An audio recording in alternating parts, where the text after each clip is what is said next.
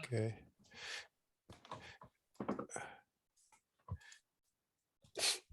Okay, so welcome everybody. Here we go with the March meeting, March Madness meeting. So here's our usual Zoom pileup by favorite phone contest. So here we go. CQ WPX. Alpha Japan 6 Victor. Whiskey Echo 6 Zulu. W7IV. Kilo Okay, Uniform Tango. 6 Foxtrot. Okay, Tango Radio. NU6T. WC6H. Kilo Echo 8 Fox Tango. K9 Yankee Charlie. Kilo 6 Kilo Mike. M5KO. Kilo 6 Sugar Tango. Are all you guys saying the WPX is your favorite phone contest, or did you not understand the introduction? Maybe they like all the contests. All right, so how about ARL sweepstakes? N6 Whiskey Mike. Kilo Uniform 6 Foxtrot. WC6H. Kilo A lot 6 of Mike. groups here. Kilo 6 Mike. Okay, CQ WW. And 6 Tango Victor. N6XI. November. N7 Mike Hotel.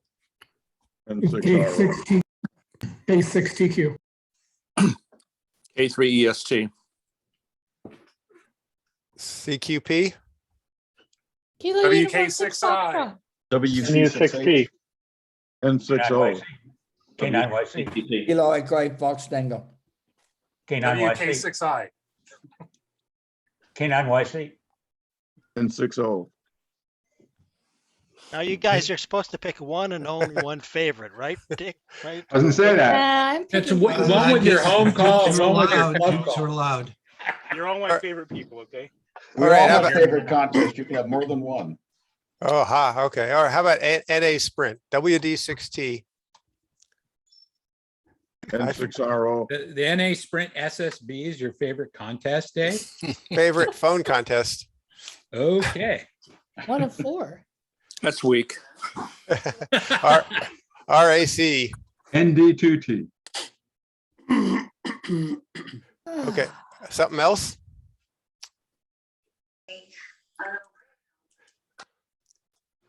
Okay, how about, you don't have a microphone?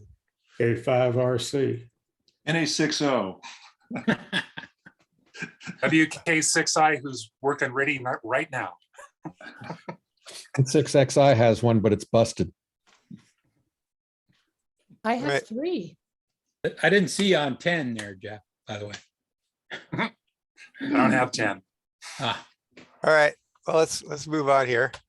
Okay, so the agenda, Club Biz, we got a lot of new members to vote in. Then AE6Y's contest update, which I'm going to present because he's traveling. Then Gary's going to talk about the W6 SRR station. And then I'm going to give a little talk about phone contesting and WPX to introduce the panel discussion, which is going to be Paul, W7IV, Chris, N6WM, and Hank, maybe, but he had a family emergency, so he may not make it. So we'll see what happens. Here we go. So first of all, life membership. So a reminder, it's a once only dues of $250. It's free if you're greater than or equal to 80 years old or a member greater than 20 years.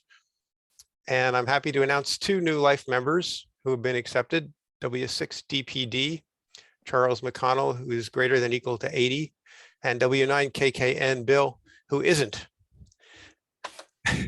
N6XI is under 80, but I've been a member for 40 years. Well, you got to contact the secretary and Well, it's request it. it's actually an and condition. It's supposed to be over 80 and a member greater than 20. Oh, Oh, I'm sorry. Okay. Okay, new jug editor found. Many thanks to Siraj KU6F for taking it on. And we were kind of we had a supply chain issue, and so we got bottled up. But now we got December out, January out, February out, and now March. And if you don't know, this is where the newsletters are. They're PDFs. You can download them and read them on your favorite device. Okay, now, why do we have so many new members? Well, I looked at the CQP results and looked at who was in California that did well. Sorry, Northern California that did well, but wasn't a member. And so I started contacting people, and there's still more to contact. But this is a good, I think, a good way to find members in general with contests. Just if you're participating in a contest and you work some people and you know they're not members and you think they'd be good members, then please feel free to contact them. So first one, Val Stiris. If any of you guys are on, please speak up. I didn't see any of them, but NU6V, and that's his QSL card. North America, United States, 6 call area Val. He's QTH is San Francisco. He's been licensed for 8 years as an extra. He was previously AK6VS, his initials, I guess. He was nominated by me, ND6E or N6DE, I think I should be, or maybe he has both calls, and NA60. He's got a Kenwood TS480 SAT and a random wire. He's 90% CW, 5% phone, and 5% other. He's been in 6 CQPs and 2 WPX CWs. Those are his favorite contests. And Dean says you can always depend on him to activate CW in CQP. Next person, John Owens, N6JSO. He's from Montara, California. He's been licensed 2 years, but has an extra. Previous call was KN6JKZ, nominated by Dean and Bill and me. His stations, he's got a mobile station with a 7100, and he says his Jeep makes a good counterpoise down to 20 meters.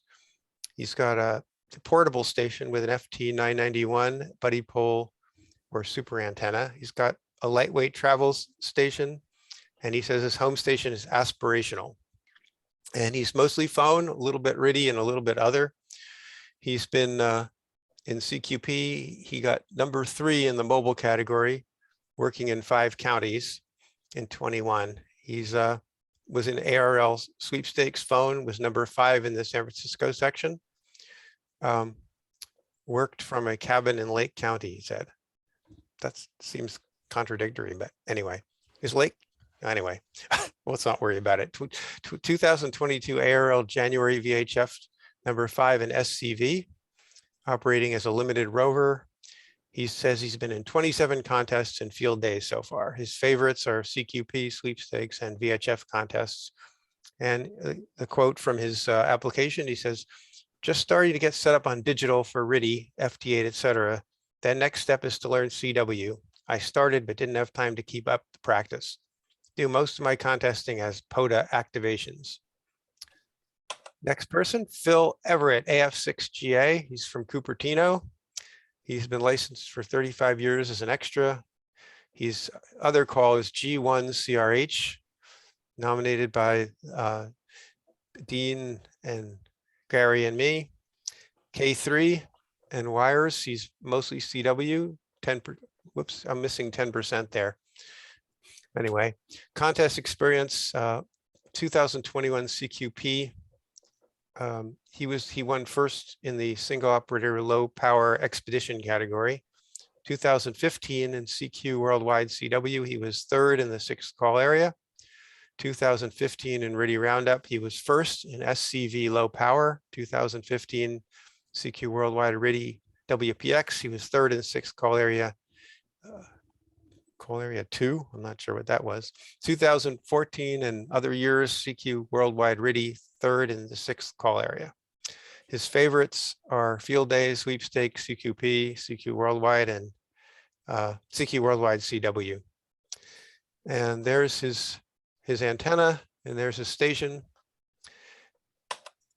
Okay, Bill Michael, NF6R from Bakersfield, licensed 6 years. He's a tech, originally a tech, now an extra.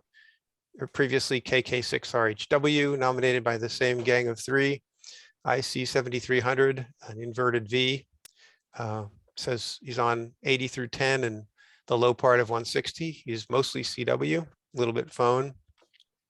And he won the 2021 CQP Top New Contester Award. He was active in the Straight Key Century Club K3Y Special Events Station in those months. He also was in SSCW in 21, ARL DX CW in 22, and those are his favorite contests. And Dave Marson, KG6 SVF, finally, our last new person from Stockton, licensed 19 years as a general. That's his previous call, nominated by the same gang of three. He's a mobile operator in an 18-wheeler, which is his profession. This is his station, Yaesu FTDX 3K, got an amplifier, KT334 at 50 feet, which is there. 100% phone. He was 2016 CQP #1 in San Joaquin, #12 in California. In 21, again, #1 in San Joaquin, #47 in California. 2015 CQ Worldwide, #11, single op low power in the 6th call area, and in WPX #7, single op high power in the 6th call area. So finally, oh, and this is his QSL card. So finally, we're going to vote them all in. So any objection to anybody? Nothing heard. So welcome to all these guys. Okay, moving along. The next meeting is Tuesday, April 19. It's going to be on Zoom. Thanks for doing the surveys. We're going to be, this is our award meeting. We'll be doing the CQP awards, the RITI Roundup awards, the KB awards, and the special awards. Also election of officers. And if you haven't seen the slate, it was published in the Reflector. And if you have an interest in running, please contact NA60. Okay, now we had an in-person meeting survey, and here's the results. 18% would not attend for travel reasons. Of the remaining people, 84% would attend an outdoor event. 65% would attend an indoor event, and 9% would not feel comfortable attending for the foreseeable future. The general preference seemed to be pushing it out a few months before we do an in-person event. But there was also a preference expressed to have Zoom continue to be available for those who can't travel, and so we can have speakers from far away. And we're looking for, especially for outdoor venues, if you have a property where you're willing to host a meeting and you have the ability to have Wi-Fi, please let me know offline, or if you know of a venue or any other ideas for good sites for meetings, indoor or outdoor. Okay, now I'm going to turn it over to myself for Andy's report. Okay, this is what we've got on the agenda here: recent contest results, recent preliminary contest results, some upcoming contests, and an announcement of this year's running of the Champion of Asia Oceania Challenge. So this was published recently, the IARU results. The 3 West Coast leaders were W6YX with N7MH, that score, and AJ6V and K6XX also did well. All 3 are in the top 10 in the US and VE.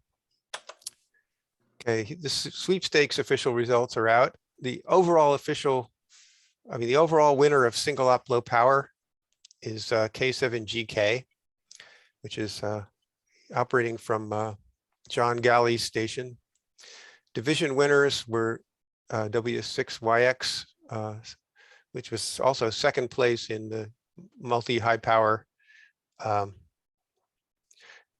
category. And so sorry, this is a little confusing, but this is the Pacific division, but also 2nd place.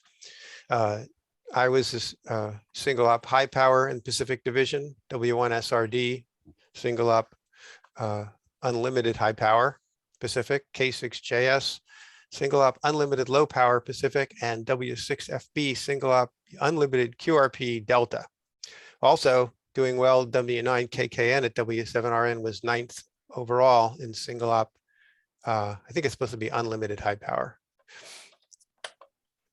Okay, 2022 ARRL DX. Oh yeah, ARRL DX contest CW, and this is from the NCCC area. In the multi category, we had N6RO with 4.3 mega points with all those ops. Single op all band high power K6XX and AJ6V did well, and single op all band QRP W6JTI was also second place in the world. There were also a couple of more far-flung participants in the contest. ZF1A was multi-single high power. Looks like it was second place world, including W9 KKN and other less known ops at 7.8 mega points. And then I was at K1IR in multi-2 high power. We had 6 mega points. Okay, so a couple other contests. 2022 CQ Worldwide 160 CW. We had some close scores in multi-op WD6T at N6RO with K6AW, and N6RO was 210,000. N6DZ, which is KX7M and W6NV, with 188,000, and NX6T at WA6TQT, with big station down south, had 171,000 with 7 ops. There was a single op all band high power N6JV, had 110,000, and the ever present W6JTI, I guess he wasn't QRP this time, 54.6 thousand. Okay, NA Sprint RIDI, also another recent contest. We had N0XR is currently in the #1 slot, and I'm in the #2, and Ed's in the #3, but who knows? Those scores are so close. You know, it depends on the decoders and how much you trust them, and we'll find out. Unfortunately, our team didn't quite win, but was quite close. The other team was spread all over the country, so I think we still could be proud of what we did there. Upcoming contests, the big CQ WPX, which is the focus of this meeting.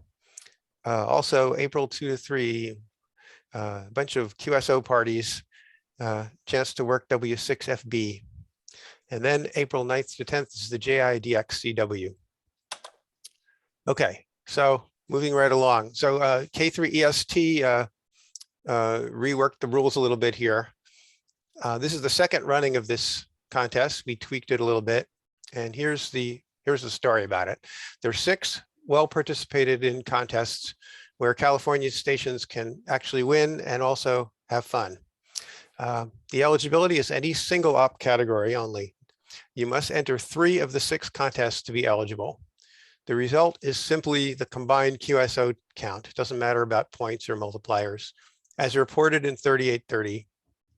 And unlike last year, you don't have to specify NCCC as the club, but you're welcome to, because none of these contests have club competitions, so why not? And the winners by total QSOs, the first prize will be $50 Starbucks gift card plus a certificate. The silver level, second prize, $30, and the bronze level, third prize, $20. And then there'll be certificates for 4th to 6th place. And here's the contests. The first one's JIDX CW, then comes All Asia CW, All Asia Sideband, Oceania CW, JARTS RIDI, which is a new one this year, instead of Oceania Sideband, because that one conflicts with CQP, and JIDX Sideband. So hope that people can get on for those. They're a lot of fun. And I'm going to now turn it over to Gary. Let me stop sharing.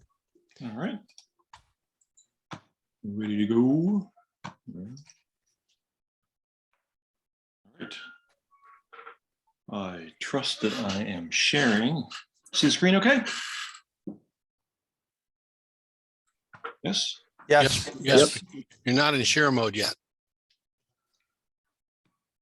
You're not in full screen. There you go. There goes. All right. That's it. Okay, now we're squared away. All right. So Ian's on board here too. Invite Ian to speak up whenever I need help here. So W6SRR, it's the Sonol Ridge Radio Group. If you look it up, it's also a W6SRR repeater, which is a little bit farther north of us. So Ian and I put this together over a number of years, and you've seen us, and also Roberto K6KM operating from here fairly regularly.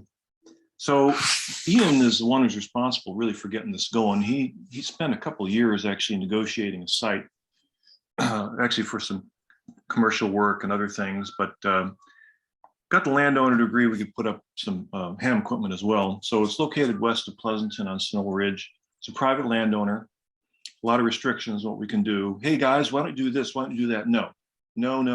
Or if we want to do something else, the rent goes up and so forth. So sorry, we have what we have. We're lucky to have what we have. And, the landowner kind of sets the laws there. So we're piggybacked on actually it's a commercial communication site. And we're very fortunate to be there. So I did the facility and tower design when the whole thing went together. So the Gary, site's was that Mount Diablo in the background there? actually that's Brushy Peak. Mount Diablo. Brushy Peak. Okay, got it. Yeah, looking across the Livermore Valley. Gotcha. So the site's 1,500 feet above the Livermore Valley. There's the terrain profile looking towards Europe. So as you know, hilltops are wonderful. Behaves like a very tall tower. Wonderful low takeoff angles for DX. It's not quite as good to JA. There's a little bit of a hump right next to us, but not bad. But it really rocks towards Europe.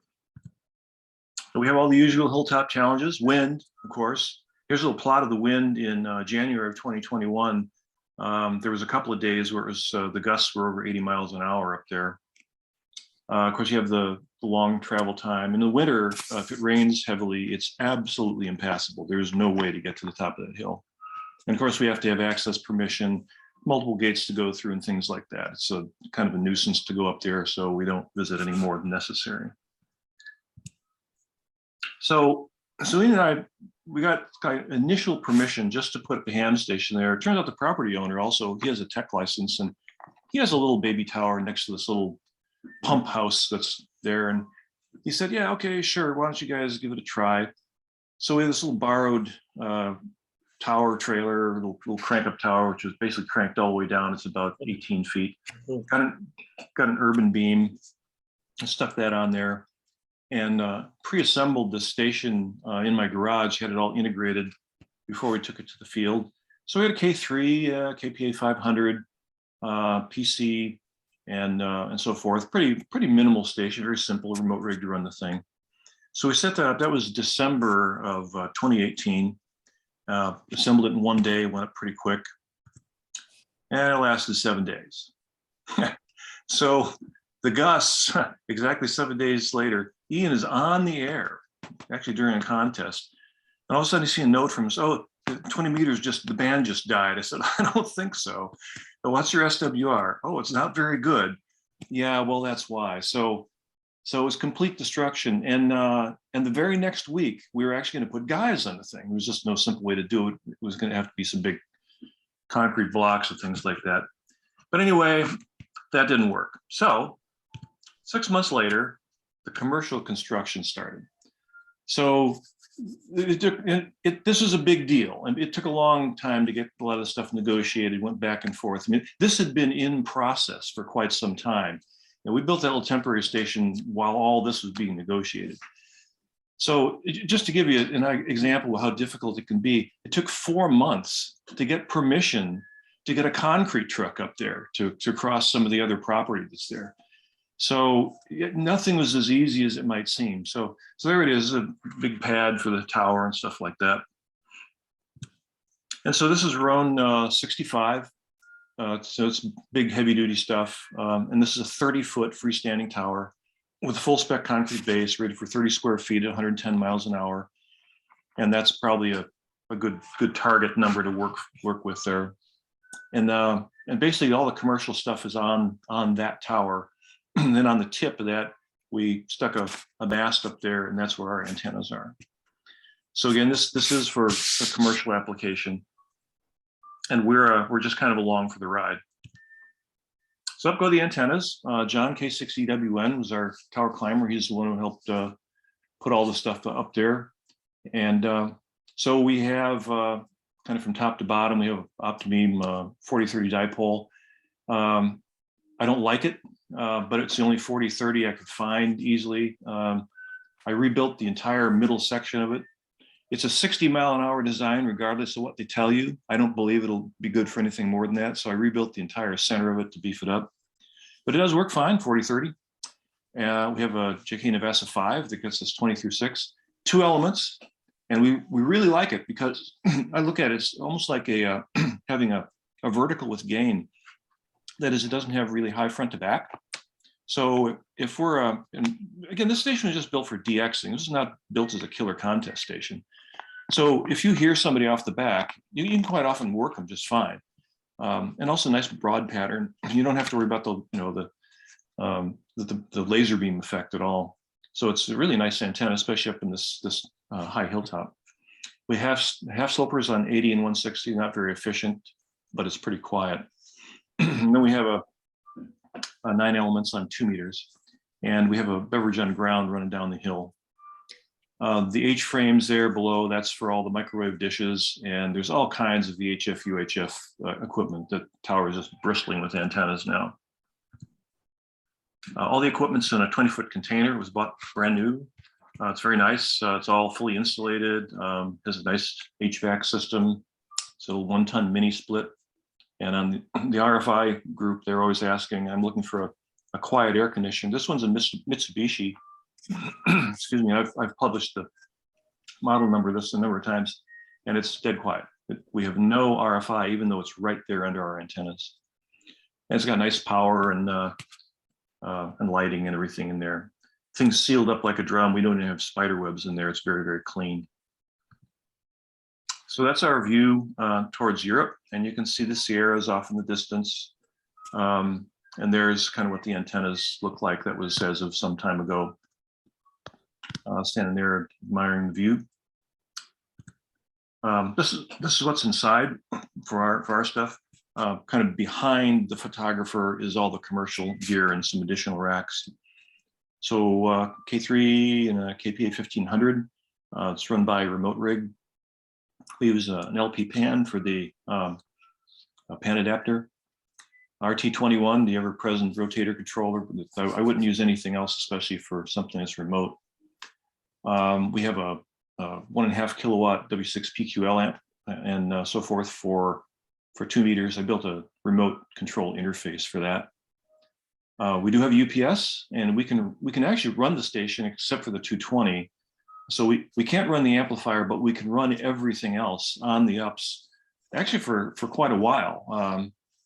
Certainly for several hours, operating at 100 watts, it'll hold up just fine.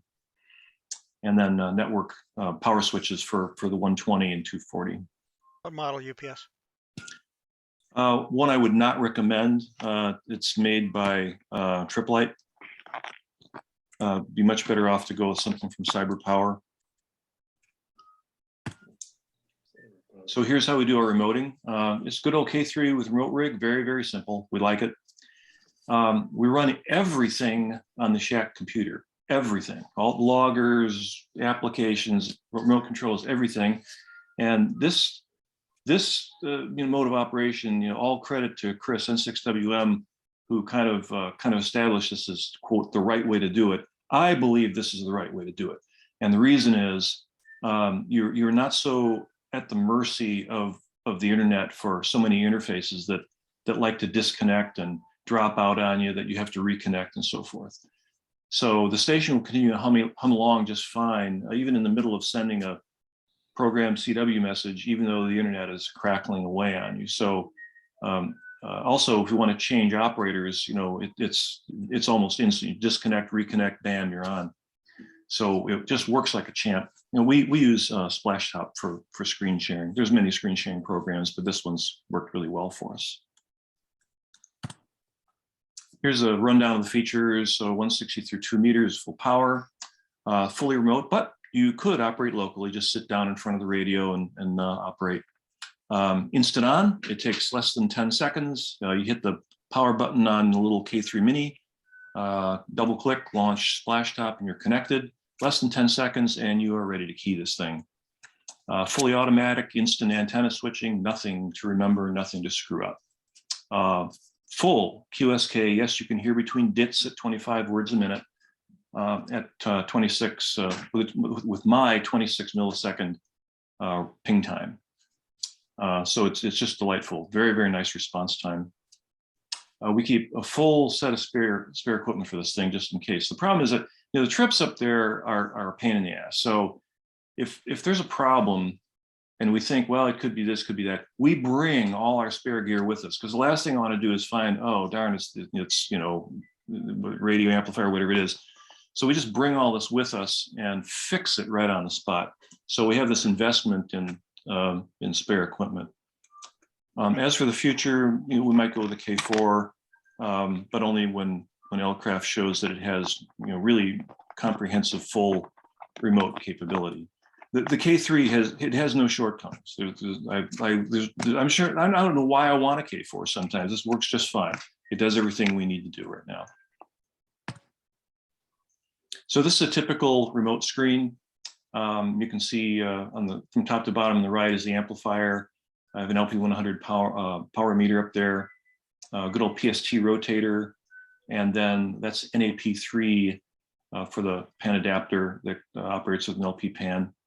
So we get a nice pan adapter, and then whatever software, whether it's N1MM, WSJT, whatever, all fits on the one happy little screen. And this is my home setup. So I have my full array of keys there.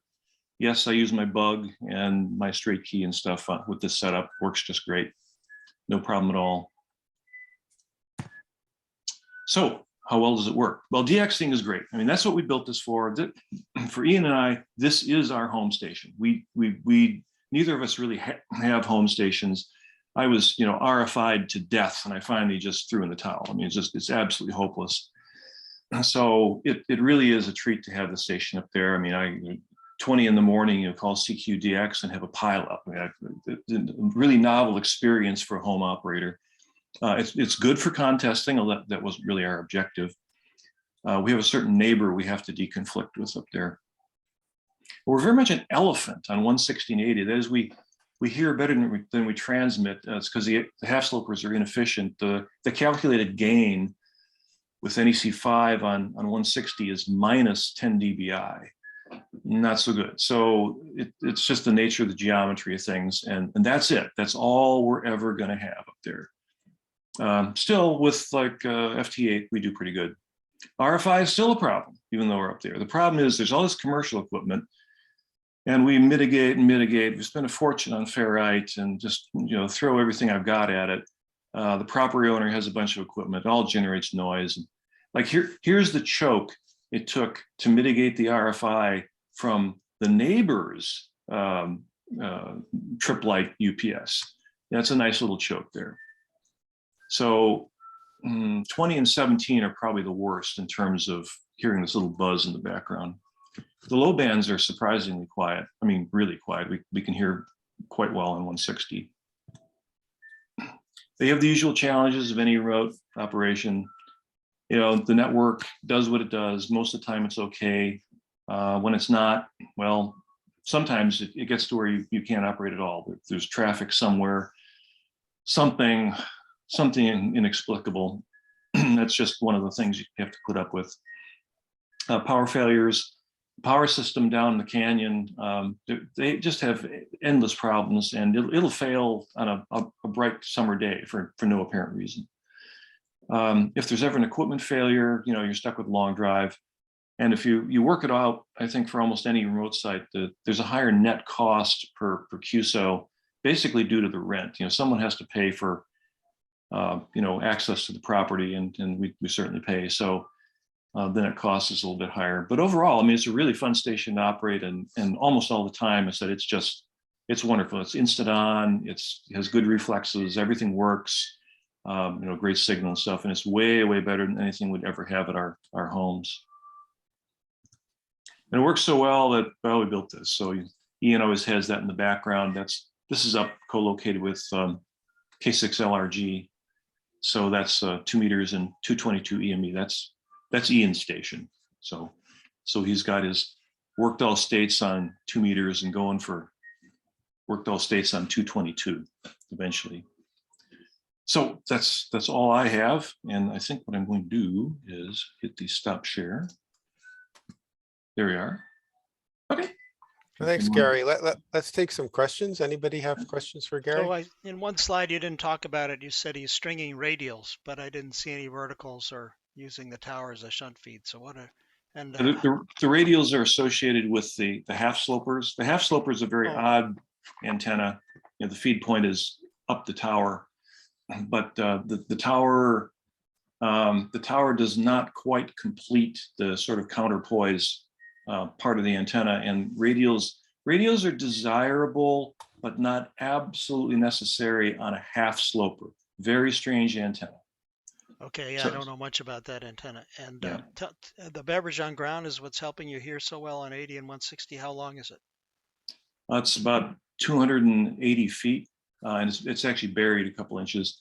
It doesn't make much of a difference. Our half slopers are very quiet. The beverage really isn't much better, and the beverage is going down a hill at about a 30-degree angle. You have commercial power and internet? Yeah, the internet is over all those microwave dishes we tap off. The internet is coming up there, so it's a really high class feed for the network. But you still have network problems because of your ISP where you live, or? Yeah, mostly. I mean, any Wi-Fi network can also be kind of run into problems. There can be other traffic. There's other traffic on that network. Like I had a disastrous problem when I had Comcast here. It was just awful with lost packets.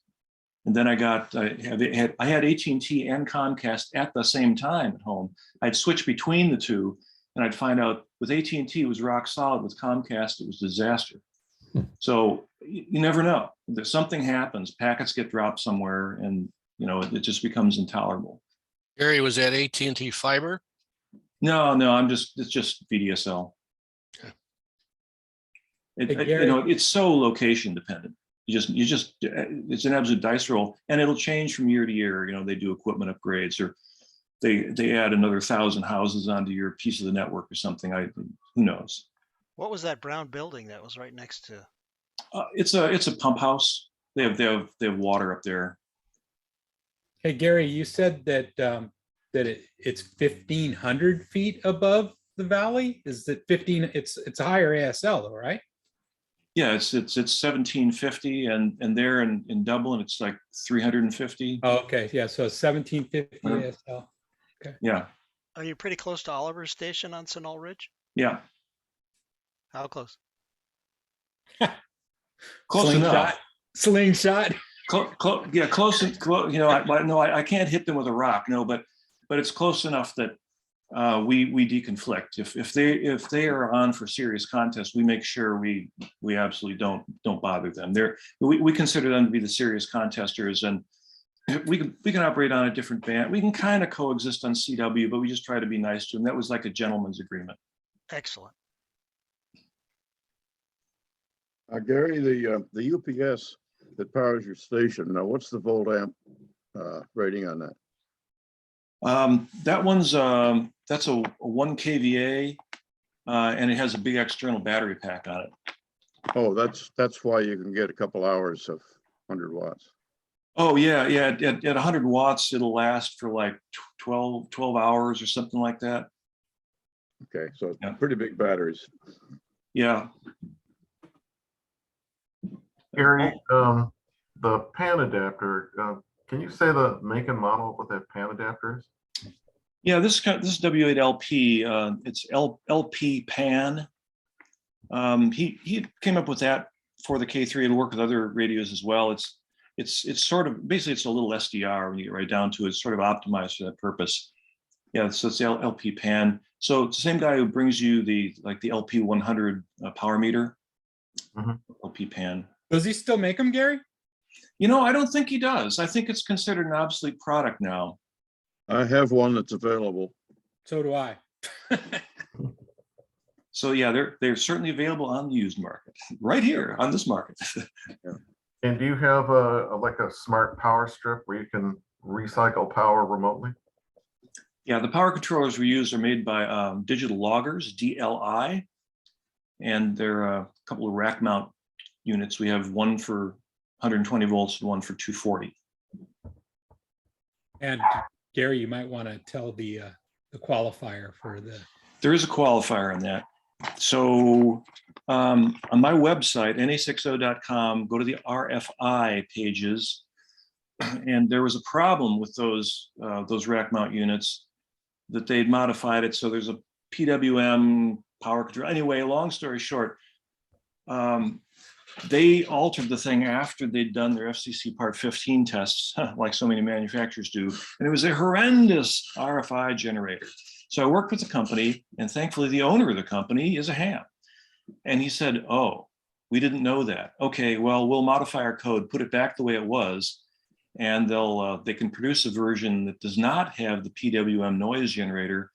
I haven't contacted him in a while, but basically you had to go to the factory and ask for that firmware version in order to guarantee that you're getting a quiet one.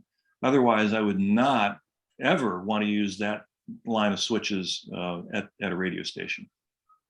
Talking about the DLI switch? Yeah, this is a rack mount one. Oh, I've had 2 tabletop units that have been clean. They're sort of okay. Not great, but okay. They actually need chokes on all the AC lines. Bob, why do you want to get rid of your LP pen? Bob, hello? TV Bob? Yeah, I have one. It wasn't me. It's Oh. another Bob. I don't have an LP pen. I don't believe It was me. I think we still have one, right, Gary, in the shelf? Yeah, there was an LP pan there, and then Chris says he has one. Yep. Yeah. And why do you want It's to not get, the same one. It worked. It's great for the K3, but I haven't used the K3 in 5 years. So Yeah, when the P3s came out, I never got the LP8 to hooked up. The P3 came out just in time. The LP pan's kind of cheap and complex. You know, it uses the IF. You have to connect to RS-232. I think there's virtual serial ports. Maybe you need a proper sound card. You have to use a sound card. Yeah, it's much better to have a built-in scope. Yeah, it's also limited bandwidth, so you can only get 192 kilohertz. I actually use a RSP, I forget now what it's called. Oh, SDR Play as it connected to the IF out, and that gives you a megahertz up to 10 megahertz of bandwidth. You can only see about a megahertz on the K3. and how does that work on remote? I'm not well. When I remote it, it's connected to the station computer, so I don't have any issues with that. Doug, does that work with the Power SDR IF stage application? I'm not sure. I don't use it that way. That's what most people want to use with the N8LP because it's a pretty comprehensive interface. Works very well. I had a pan adapter in 2008 using that thing. So. Ken, let's talk about that.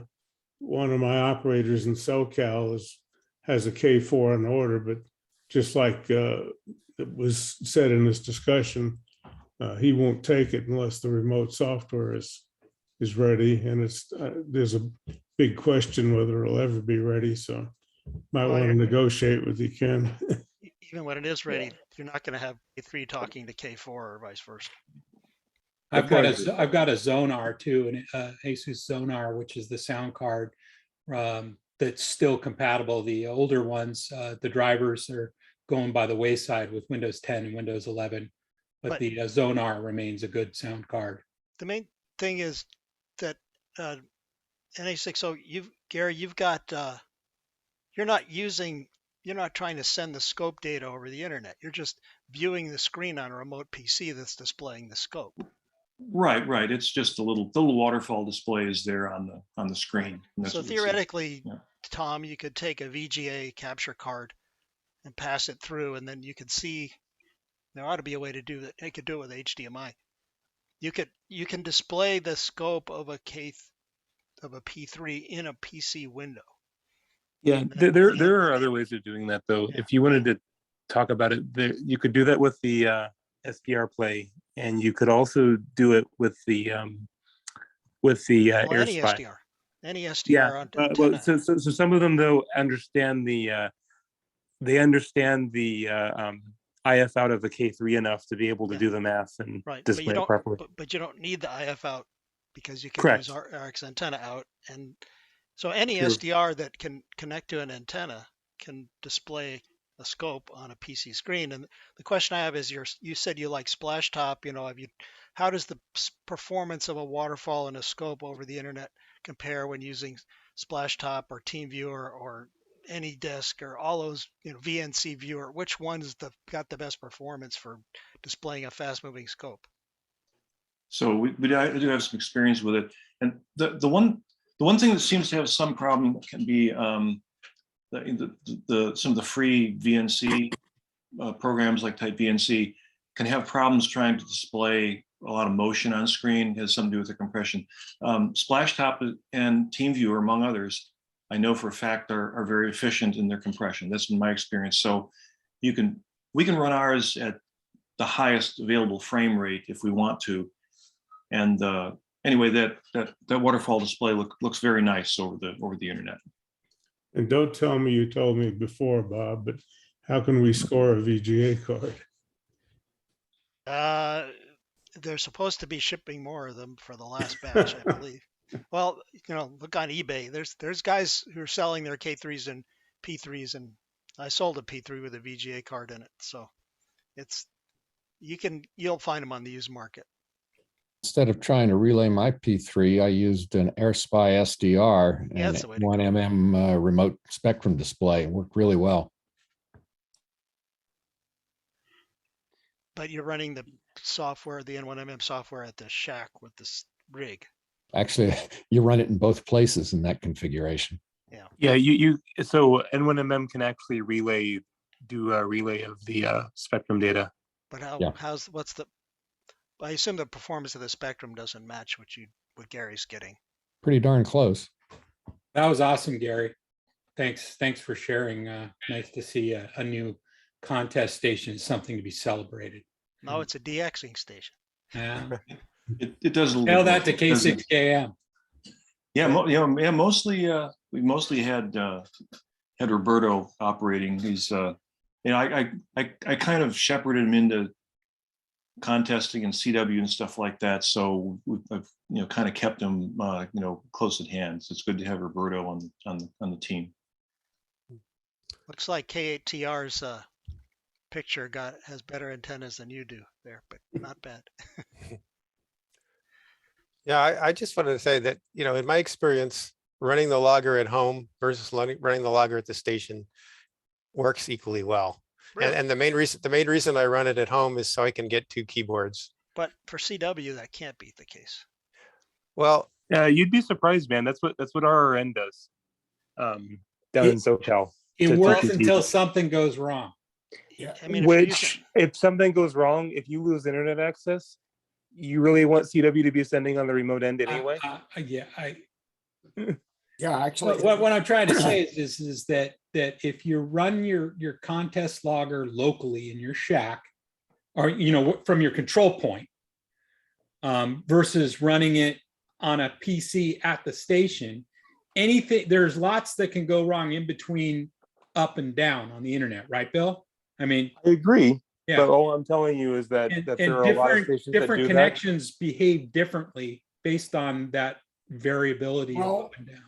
I don't know. The experience at W7RN has been, and I was surprised at how well N1MM deals with network failures. But there's one proviso when you're in the distributed multi-environment. You don't want people turning off their remote computers. If you're gonna do remote connections, you want all of the remotes to stay up all of the time.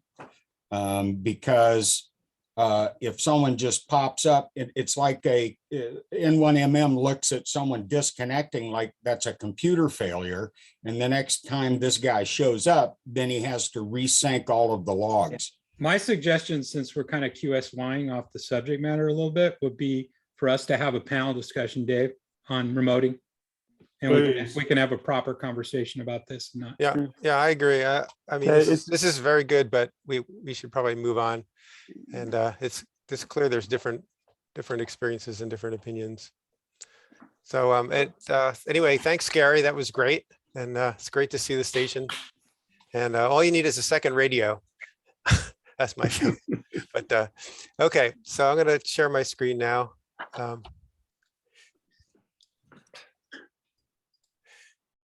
First, I'm also going to, well, all right.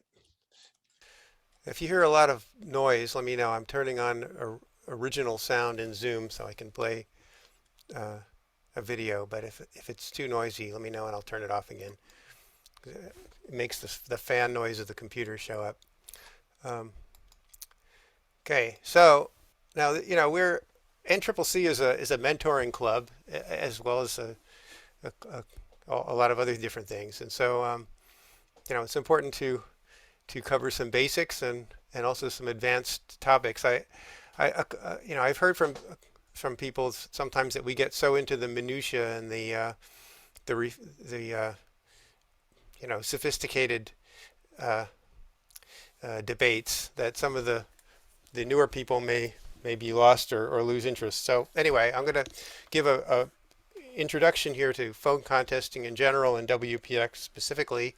Then we're going to have our little panel discussion with Paul and Chris and me, and of course the studio audience.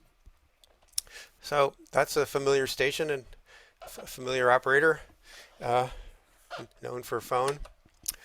Okay, so here's what we're doing. First, I'll talk in general, then WPX, and then our panel discussion.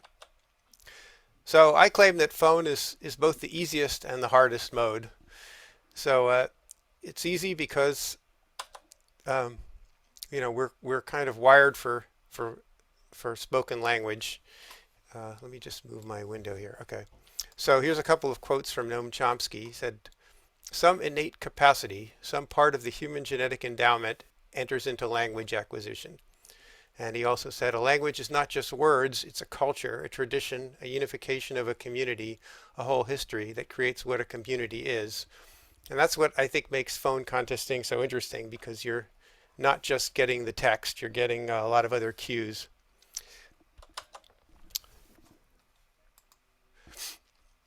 Okay, so what makes it hard? Well, first of all, it uses a lot of bandwidth, and that means the bands are crowded. Also, single sideband doesn't have any capture mode, so you're going to have overlapping signals that add together, aka QRM. And of course, it's not a sort of a full duty cycle, so you're going to have a varying envelope and a varying spectrum. The energy is going to be moving around. It requires linearity in your equipment, otherwise you get some bad distortion. You have to deal with foreign accents as well as some unusual domestic regional accents. Varying speed of delivery. Some people speak quickly, some slowly. Makes SO2R a real challenge, for example. You have to watch out for getting hoarse. And since speaking is so easy, you can also get the bottom feeders showing up with deliberate QRM. Okay, so what are some of the tools you have at your disposal? For transmit, you can use compression, hopefully not too much.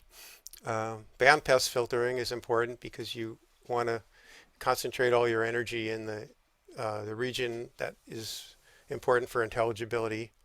A pop filter is useful on your microphone. You want to be close, but not too close to your microphone to avoid the proximity effect, which accentuates low frequencies. Using phonetics is important. And Andy has a great article it was originally an NCJ. It's been reprinted in the latest Jug about alternative phonetics using geographical locations. Enunciation is important. I remember when I was a teenager, I was a typical teenager and mumbled all the time and drove my father crazy. But then when he heard me operate my ham radio, he was impressed that I was actually enunciating. As I mentioned, you can vary the speed of your delivery to match that of the person you're working, which I find helps. If some slow guy speaks slowly, calls you, and you rattle off quickly, they'll ask you to repeat a few times. So better to match their speed, just like you do with CW.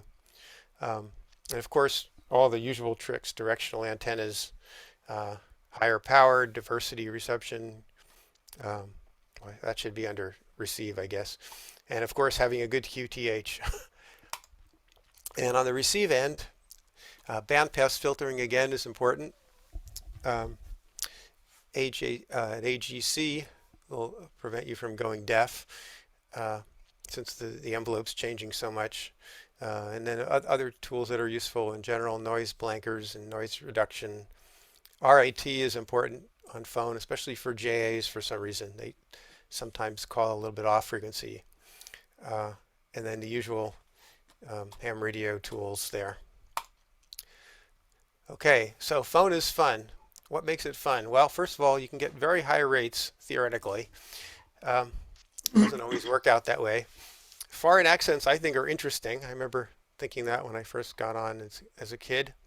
You can convey info quickly, such as convincing people to move to a different band. And you get to hear people's voices, like these CW guys that you know the call backwards and forwards, but you have no idea what they sound like. And you can practice cultivating a commanding but friendly tone. And we've got some real virtuosos in that area in our club that I've heard. Okay, now I claim you don't have to be frantic to have a high rate. You can be frantic, and you maybe can get even a higher rate. But what do you need? You need callers, and you also need to just deliver the facts and not go into, not add a lot of extra words.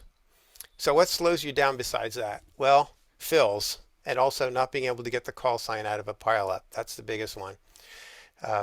So if you can avoid that, then you can, this is a little recording. Now I don't know if it's going to come across, we'll see, of me operating LO5D a couple weekends ago. And you know, this was after like 8 hours or something. I was tired and I wasn't going very fast, but I still, the whole queue took 15 seconds. So that's 240 an hour if all these other factors work out. So if you don't hear this, just tell me.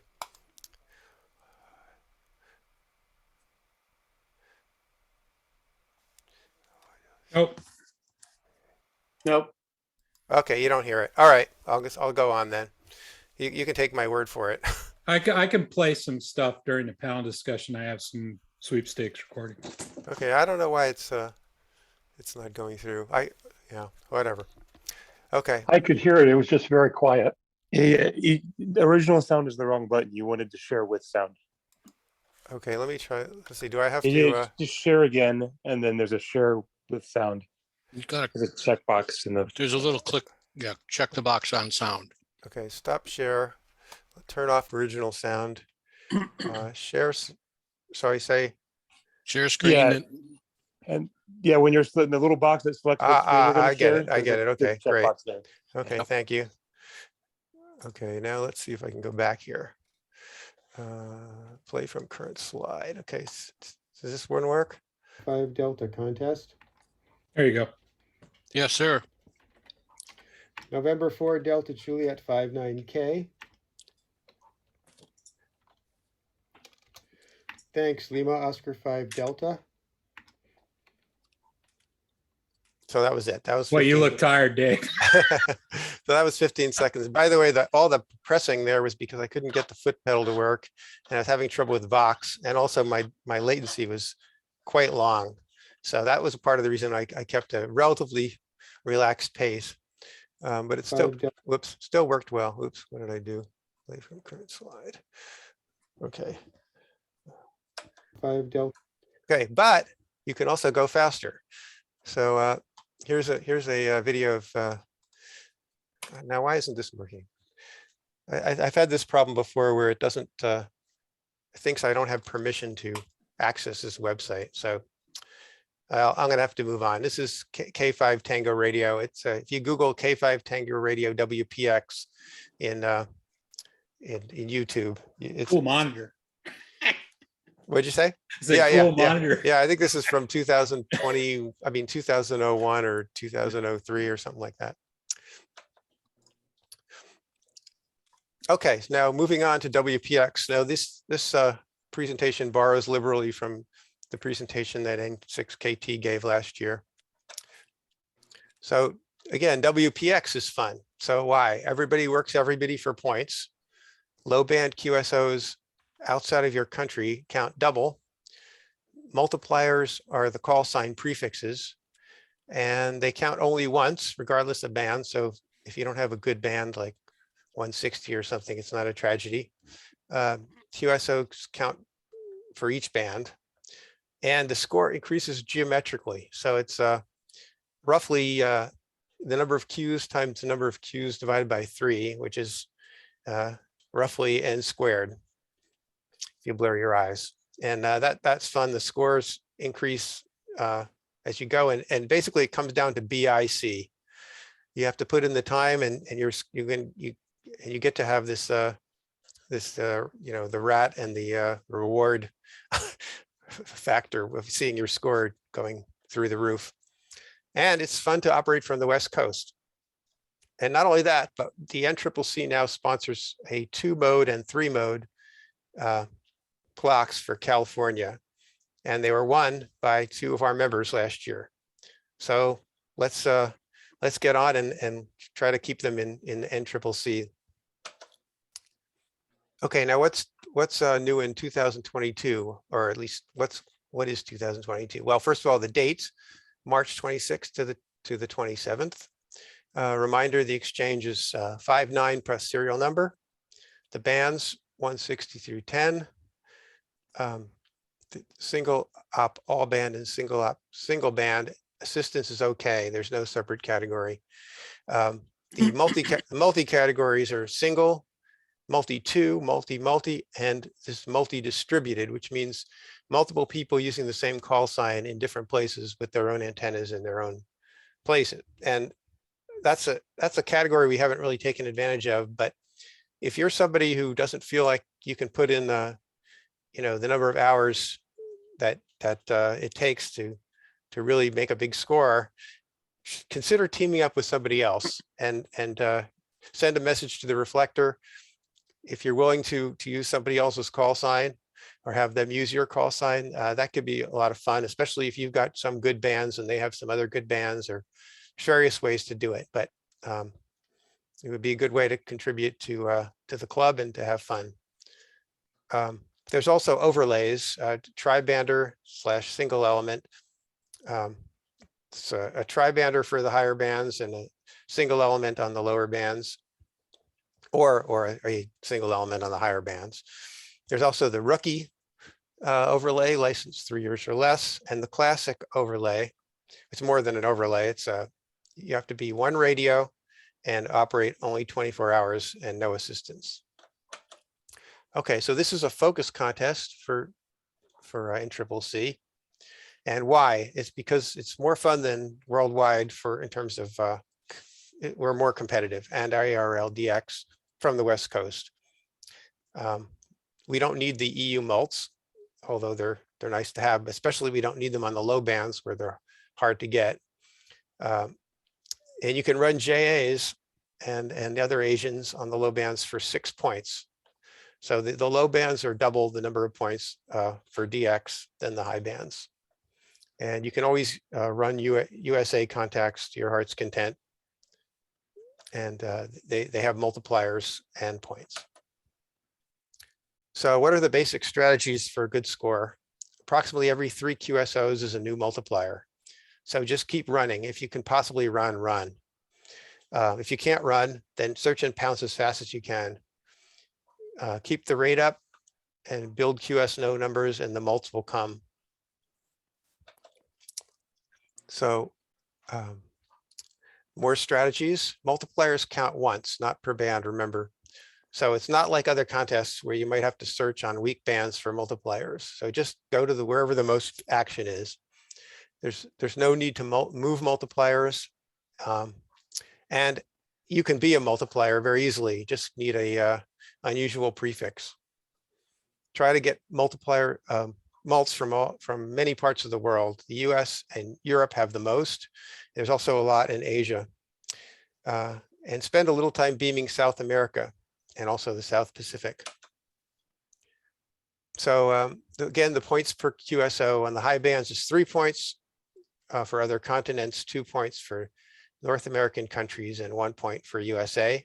And the low bands, it's twice that for the continents and North American countries, but still only 1 point for USA. So the recommendation to maximize score production in approximate order, run JA on 40 meters. So that means the middle of the night. Run Europe on the high bands. That means the morning and as long as it'll go. Run JA on the high bands later in the afternoon. Run USA all the time. And do efficient search and pounce to Europe. So maximizing score production, more tips. Stay awake. So food and drink that's easy to digest. Caffeine if you're so inclined. And maybe make a band plan so that you can figure out in advance the best times that you plan to rest. Butt in chair is important. Strongest influence is desire to win. Good ergonomics will also help keep you in there. And when I was preparing this, I invited KA6BIM to be one of the panelists, but he was too busy with the BART G and some QSO parties. But he said, well, my secret is butt in chair.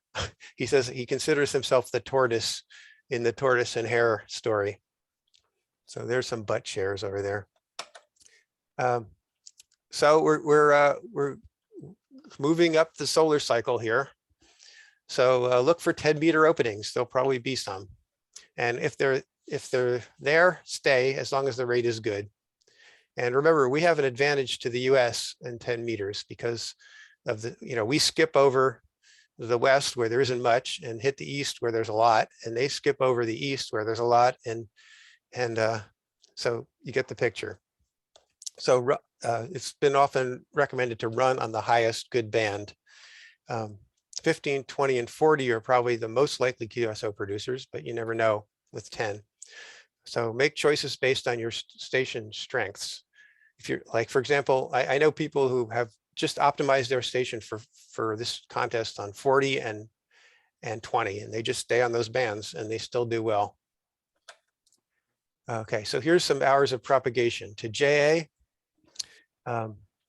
So 10 meters, if it's open, 2300 Zulu to 100 Zulu. 15, about 2200 Zulu to 1, with the peak over there, 23 to 1 maybe. 20 meters, 20 Zulu to 400 Zulu. 40 meters, 500 Zulu to 1700 Zulu, with the BYs and YBs. Well, the BYs are kind of a little later and the YBs are even later. 80 meters could peak anytime between 800 Zulu and 1500 Zulu. And we'll put these slides up so you can go back and look at them if you want. Hours of propagation to Europe, 10 meters, maybe or maybe not. Today I worked Namibia on 10 meters on the BART G with my home station, which has a big hill in the way. So we could have some 10-meter propagation. 15 meters, 1600 to 1800. These times may be a little off because these were from last year. 20 meters, 1600 to 1800. 40 meters, 0 to 600, and 80 meters, maybe 300 to 600. Borrow a 2x1 call sign. So it's somewhat debatable whether whether one of these call signs really helps, but I think it does. So there's a lot of them in the club. If you want one and don't have one, then just post through the reflector and ask for one. You probably will get more callers than a common prefix because people see that red thing in the band map and jump on it. There's also prefix awards that CQ magazine sponsors. So there's prefix hunters out there which will be attracted by your call. Okay, so you can operate 36 hours if you're a single op. So that means you get 12 hours off. They have to be greater than an hour and the log must show 61 minutes. Maybe skip 160 unless you're really a 160 aficionado. It tends to be the slowest band. And since mults count once, there's not like a big motivation for others to go there, but still worth checking now and then. Take off time when the rate is slow. So you could either plan your off times or just do it by on the fly as things go. So possible off times: morning after sunrise if no good Europe opening. I hope that's not going to be the case. Early afternoon if no good Europe opening. That tends to be a good one. Evenings after 20 closes before JA opening on 40 if USA run is slow. One strategy would be just choose a minimum rate. And if you fall below that, take a break. But it depends on your station and your goals. For example, if your plan is 1800 QSOs in 36 hours, then your average will be 50 QSOs per hour. And many hours will be above that. So anytime the rate falls below that, maybe take off time. I think this was N6KT's idea. He says, don't wait for a full hour. Very slow rate for 5 or 10 minutes is long enough. Okay, now scoring penalties.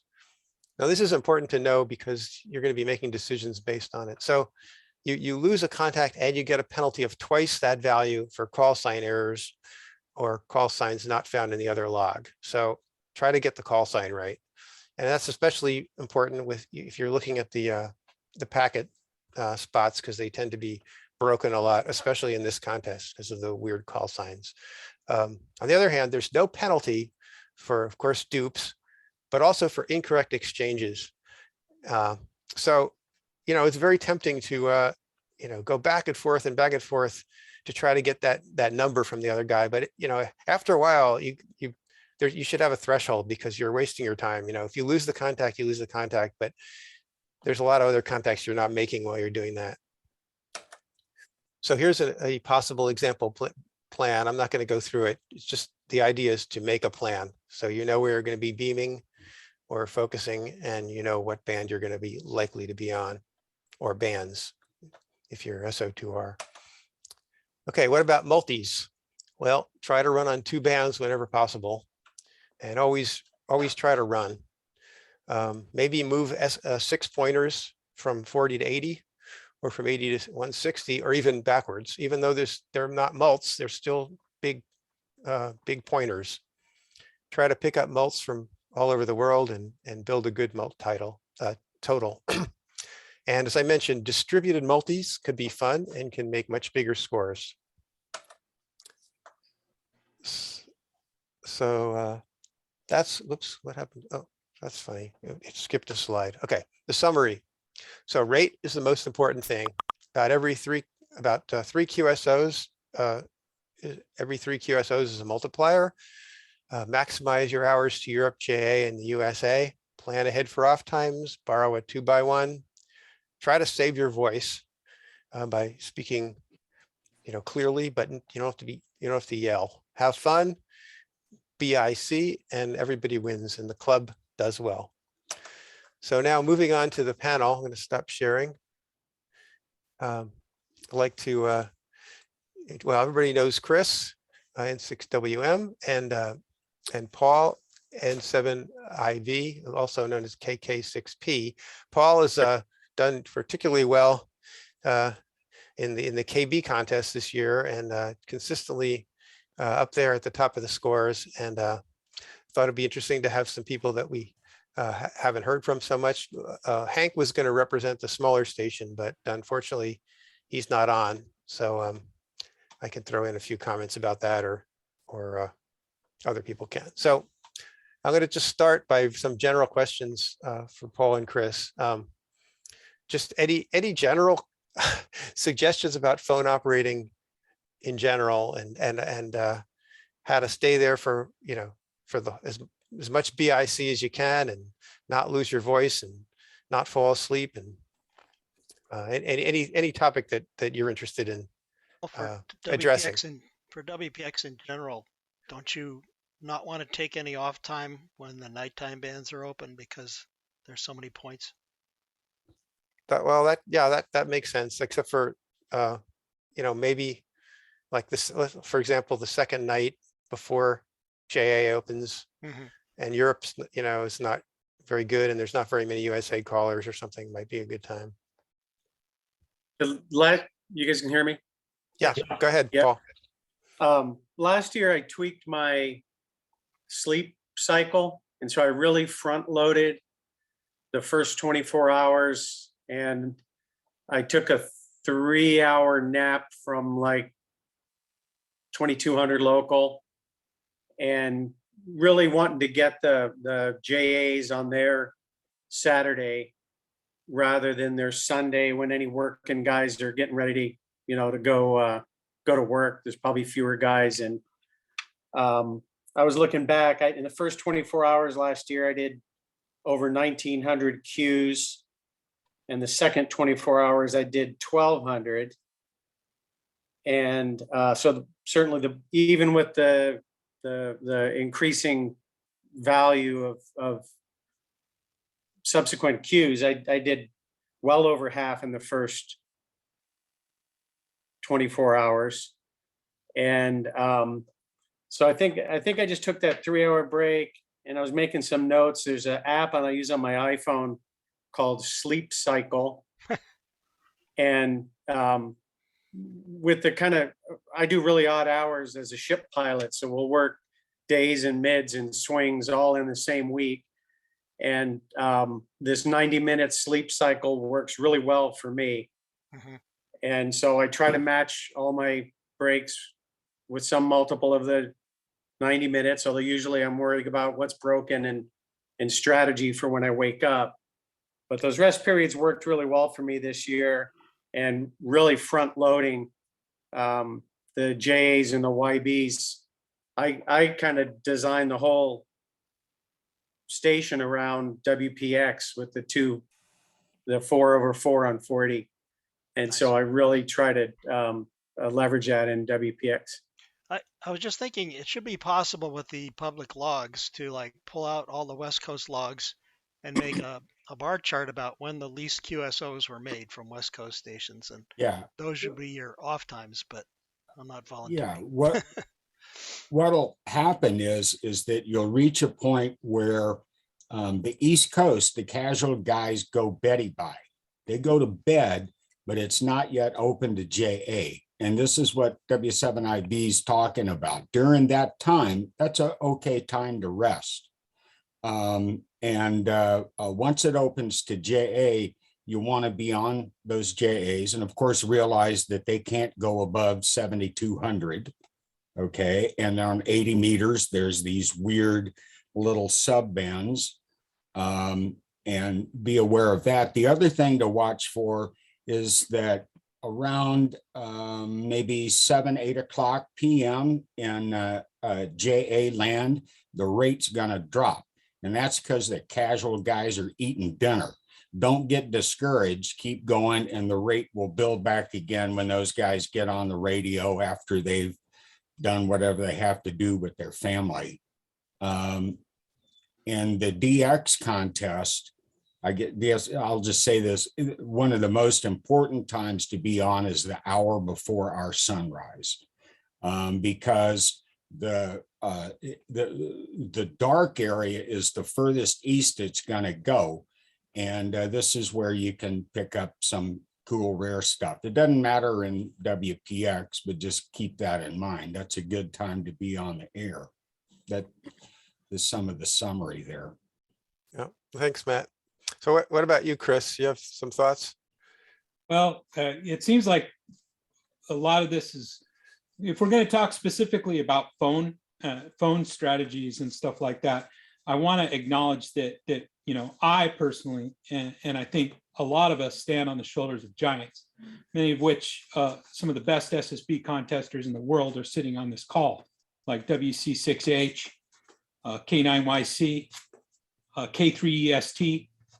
And so I'm hoping that I can reach out to those guys, because they're really, they've got a mountain of information, I think, that will benefit SSB operators. I did want to mention, just out of the overall WPX strategy, before we QSY completely away from that, is that with these new rules pertaining to using packet and spotting, I think that it actually increases the need for weird WPX calls. So your Whiskey Victor 6s and your November Zulu, whatever it is, those are going to become more and more popular, because, like you said it, they show up as a red dot on the band scope. And there are a lot of people that don't have big stations, and they're going to be reliant on S&P. And when they do that, they're just going to click right through on all those red dots. So I think that rule change actually ups the game of the WPX club call. So hopefully most of you got one. I looked at this statistically once. I was trying to decide how much advantage, instead of W6, if you're Whiskey Charlie 6, what difference does that make? And what I remember is worth at least 10%, maybe 15%. So it's worth it to be a multiplier, just for what Chris says, just like what I do. If I'm clicking down the band screen, I have my choice. I'm clicking on multipliers first. And that's where that 10% comes from. So it's worth it. And even at a small station, since it's US versus US, even if you're at a small station, you can CQ. Guys will hear you in the US and they'll click on your butt. And how this self-spotting works, I don't know. I've never self-spotted. I didn't even know how to do it at W7. Oh, and not in this contest. Oh. No, that's an ARRL thing, and it hasn't kicked in yet. Yeah, let's not go there. Yeah, okay, so we'll leave that alone. But I'm just saying, even at a small station, you can see, try to get maybe away from the main fray, and guys will find you, and they'll call you. Yeah, that was one of the questions I had hoped that Hank would address, which is, if you're a small station, how to CQ and actually get some callers. My gut feeling is go high in the band, and maybe go on a higher band than the band that's the most hot. But maybe other people have other thoughts. Well, the other thing would be when you're CQing, oftentimes at the big station, we're really short on the CQ. We give our call once, there's a pileup, everybody's, give your call at least twice. CQ test, and then Whiskey X-ray 5, Sierra Whiskey X-ray 5. Give your call twice, and listen. That's better than just your call once and listen. Give it a couple times. Let these slow guys tune on to you. You can still work really fast rate once you get a little pileup going. Yeah, but, and always your call at the end of a QSO. No QRZs, no CQs, just your call at the end of the QSO. Yeah, don't try to a small station's not going to have a big enough pileup to even try that. And even if there was a couple of guys last time that called you, that other guy may go away. He may not be there. So just give your call again. That's good practice, but you can CQ effectively. I worked a lot of times at like W6 ISO station and running, 800 watts, and I could get guys calling me on even 20 meters. My experience is it really depends on the band. If the band and propagation is favoring me, then I can run for a while, but with my station. But otherwise, S&P is more productive. Be high if you can. It's a lot easier to build an effective antenna on 15 meters than even 20. There's less QRM. If that band's open, get on there. Or 10 if 10 is actually open. There's a huge number of these tech guys, you know, between 300 and 500 on 10 meters. Right. Okay, another question I wanted to ask Paul and Chris and everybody is, do you have any thoughts about dealing with pileups, you know, managing them, keeping them moving, but keeping them from getting chaotic? You know, assuming we should be lucky enough to have them, which sometimes happens. I could probably start with that. You know, I spent a lot of time listening to Dean Straw, N6 Bravo Victor, in my early days at N6RO. And many times I would sit in an entire contest just tethered to him, listening to him operate. And one of the first things that I discovered was that he was answering stations that I never heard call. Mhm. And I found that very, very intriguing. And it wasn't until I realized that it's a developed skill, that lots and lots of practice of listening to pileups and working year after year after year. And I don't want to discourage a new operator. In fact, I encourage new operators to practice as much as you can in listening to SSB pileups. You actually develop a skill to pull out stations that others couldn't necessarily hear. And I learned, had exactly that experience sitting next to Matt. yeah. And so when you're a seasoned SSB contest, and by the way, I will say that one of the best contests, I'm sure Matt will agree, to learn this in is sweepstakes, because the exchange is complicated. You need to be sharp and you need to listen to everything, and you're going to have big pileups. And that's a little offbeat from WPX, but it's on beat for SSB contesting. And so I guess my point, my thesis is practice makes perfect when it comes to dealing with SSB pileups. Your brain somehow rewires to be able to, in my opinion, your brain actually rewires much the way it rewires when you're learning CW. It rewires how to hear signals in the ether and pull them out. And as soon as you call that person, boom, they pop right up out of the pileup, and they're easy to copy. It's very, very wild. It's interesting. Yeah. I also spent many hours sitting next to N6BV. And one of the things that actually surprised me is how many guys he didn't answer, and to gauge a judgment on who not to answer. Dean was really good at that. So sometimes if you call a guy just because he CQs in your face, he may actually be hearing you. But you're just still right now, for whatever reason, you're too weak. There's too much QRM. There's something going on where that guy's judgment is, it's going to take him too much time to screw with you.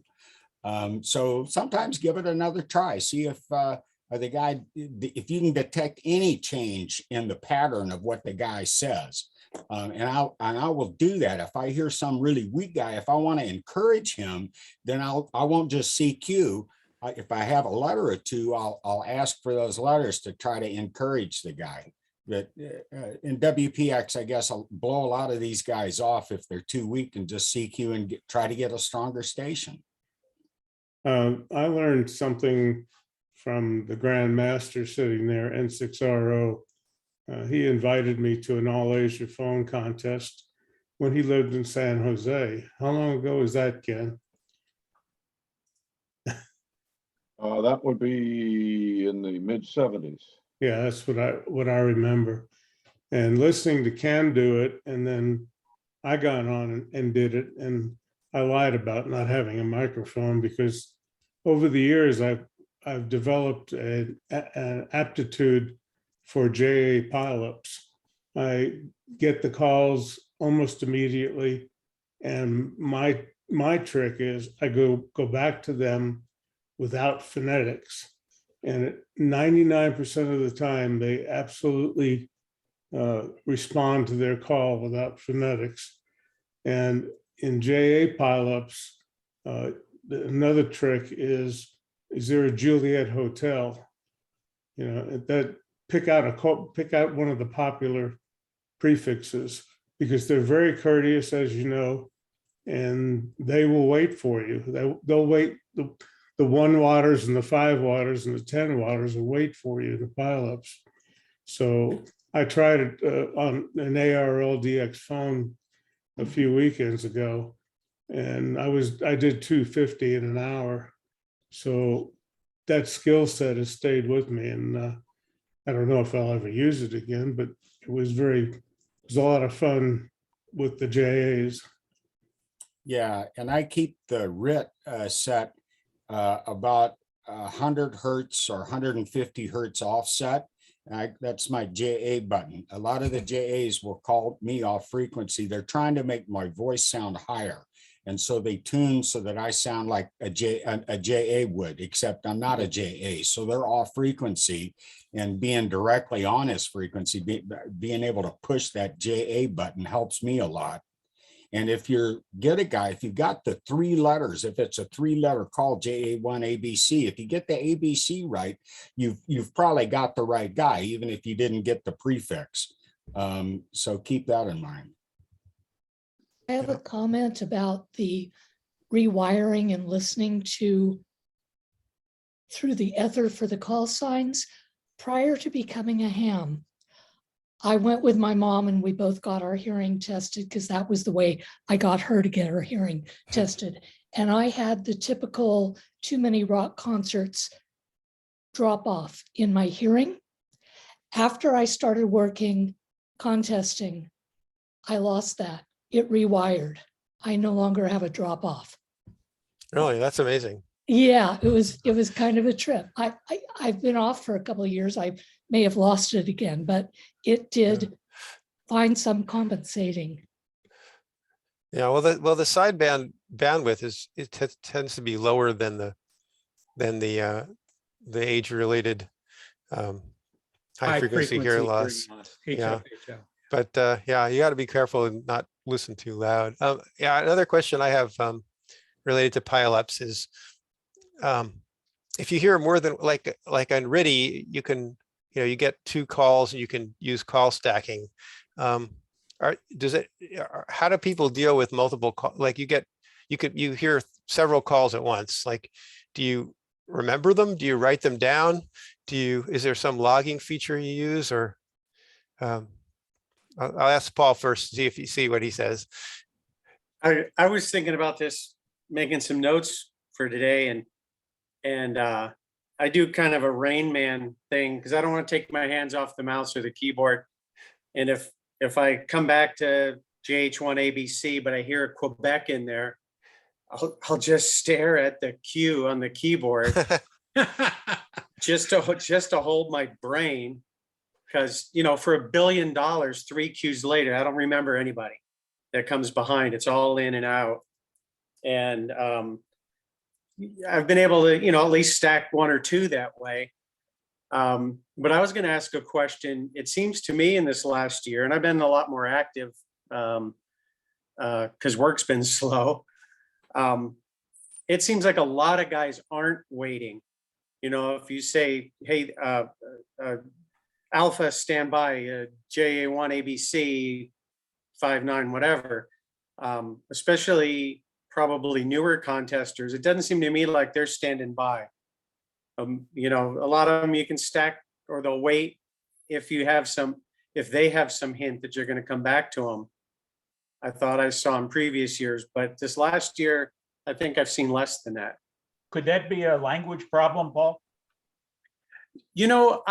For me, I associate it with 4s and 5s, domestic, and who I would consider to be new contesters. That's who jumps out in my head.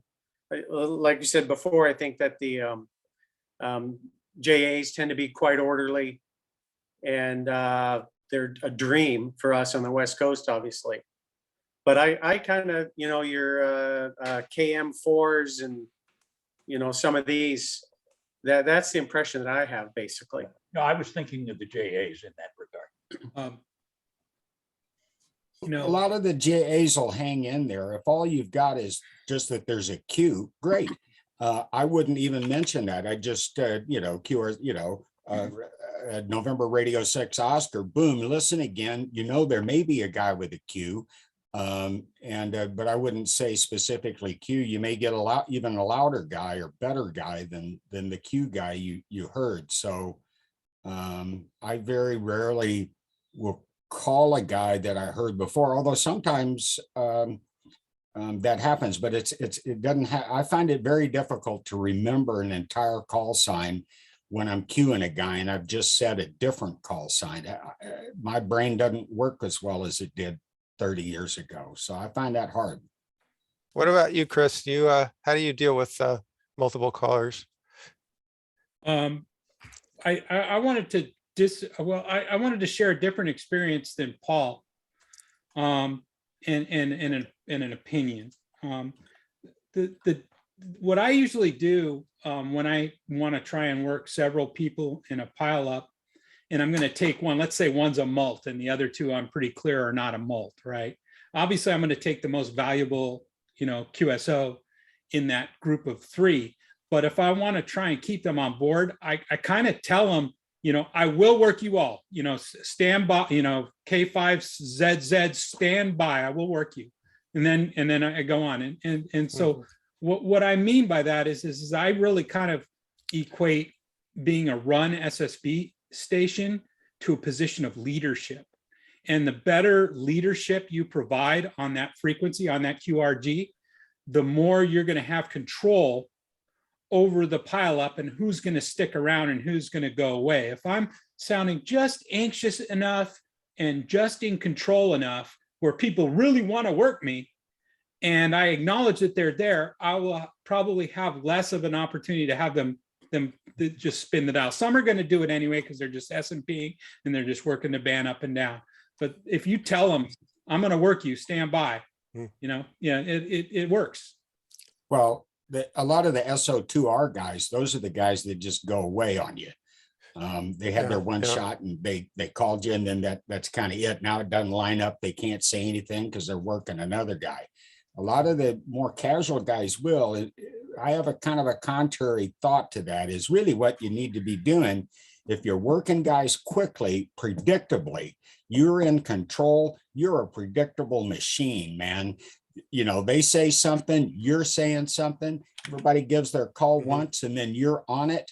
If you're a machine and just working guys will hang around for that because they figure I'm going to be up soon because he's going fast. Yeah. And they love to hear Matt scream. Yeah, it also helps when things get chaotic. If you're periodic, then it doesn't get out of control.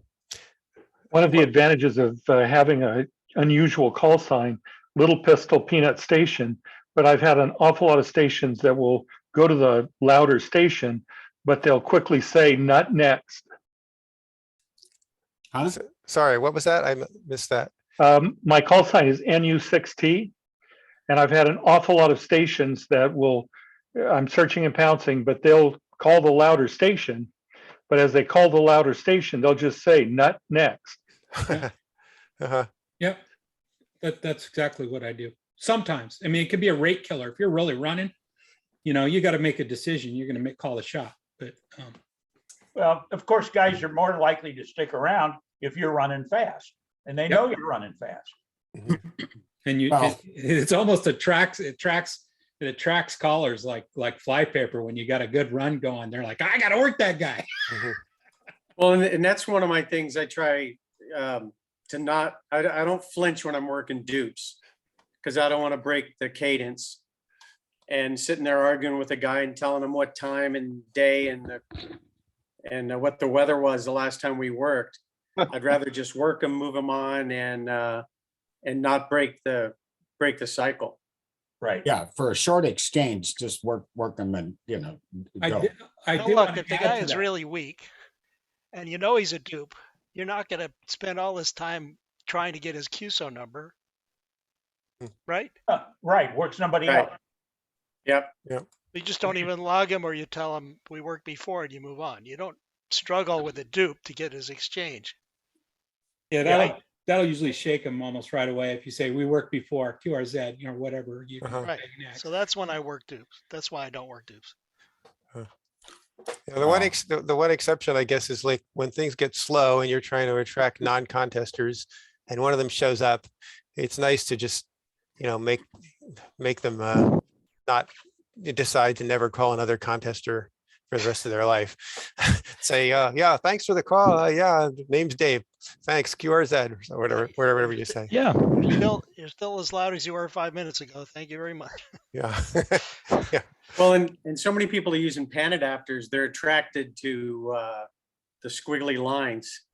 And so if I can keep mine full, I'll do it. Especially if there's nothing else going on. Now, here's another question. What about, do you have any tricks or thoughts about foreign accents and dealing with them? I mean, we mentioned the JAs and the RIT, but Tom said that he tends to not send the phonetics back to the JAs, which was a bit surprising to me, but I'm just curious what other people do especially with DX stations. Well, the idea of not sending the phonetics back is that's a rate thing. It's just easier to say the letters than the phonetic. Right. But with US stations, that makes perfect sense, especially loud US stations. But at least in my experience with DX, sometimes if you do that, they don't think you got the call right. It depends on how well you say the letters. So I think language is a very important aspect of SSB contesting. You've got a couple of things. One, you have everybody trying to speak the international language standard, which is English, and they're not native speakers, and sometimes they're hard to understand. There's also the fact of having a knowledge of some of those languages that can increase your QSO rate, depending on openings and stuff like that. So with the language barrier thing, I mean, again, I keep wanting to fall back to practice makes perfect. You're not going to sit down and run a JA pileup perfectly the first time you do it, but over time you're going to get used to understanding some of the accents and what letters they're dropping and stuff like that, and you get better at being able to understand them. You also start to learn to know them, and you know who's calling, and that improves your copyability with language barriers. Similar with South Americans and PYs. Sometimes they're hard to understand when they're speaking English. But also, it doesn't hurt to learn some salutations and some basics of some of the more common languages that you're working. If you work a Japanese, station in the morning, it might be good to occasionally say Ohio, and say good morning to them. If you're able to respond to a South American station with an exchange in Spanish, just once in a while, it's an attractant. They all of a sudden they want to work you because they know you can speak the language. So you don't need to be an expert at all the languages. You just need to know enough to be dangerous, and it works. I would also point out is you want to use, when you work in DX stations, you want to use phonetics that are in one of the standard alphabets. There's this knothead that calls me every sweepstakes, and he uses it something like zipper, blipper, flipper. And I go, what in the fuck is that? Well, you don't want to use that on a JA, obviously, right? Zulu, Bravo, Foxtrot would be much better. So don't get overly cute when you're working a DX guy, because some of these guys, English is their second language or third or fourth, and they may not understand you. Their vocabulary in English may be quite limited. And one of the tricks I use on phone is W7 Radio November, W7 Radio Norway if I'm calling a station, especially a rare one. You gotta change up the phonetics for them to comprehend it. Yeah. And the Norway they like better. November, well, that's actually a word in the English language. It doesn't necessarily, November in other languages doesn't sound like November, but often they'll get the Whiskey 7 Radio Norway. That seems to be a winner. Yep. Hey, Matt, stand by for a second. Another topic I wanted to bring up is S&P. So, S&P is kind of, I think, gets a bad rap because it's like, oh, if you can't run, you have to do S&P, and anybody can do S&P. But actually, there's definitely techniques. And so when you have to S&P in this contest or other contests on phone, what techniques do you find work well? Let's start with Paul. Well, if I'm assisted, I'll run down and get the mulch first. I'm pretty impatient, and obviously, especially if you're used to running or a bigger station where you can run, less patient S&Ping. Hopefully, it's somebody who's given their call from time to time, so you're not waiting around too long. But if it gets really slow, I'll try to put one receiver in one ear on the low end of the band or wherever, and then work my way down and go back and forth on the flex. If 80's not doing much at all, I'll just try and squeeze everything I can out of 40 at night or whatever. But it's tough. I don't have the attention span. I went aluminum instead of attention span for that. Yeah. What about when you're using the spots, do you go for the most recent spots, or do you do something like systematically, like you were just saying, going up and down the band? N1M just kills me. It works one contest, it doesn't work the next. I've had terrible troubles with the voice keyer and the telnet, but generally I've got them to time out at 15 or 20 minutes, so they're all fairly recent. And I just go mults, and then otherwise I'll just work my way down the band manually or clicking. What rig do you have? Flex 6700, 6600. What about you, Chris? Any S&P advice? Yeah, I would say two techniques that work for me. And I take this, remember, because I had my home station in Discovery Bay. So I would try and, just like you, Dave, we jump on and just kind of, we both have experience in very powerful stations and home stations. The power of the tail end and when to drop your call is significant, right? That's even better if you've got a WPX call, right?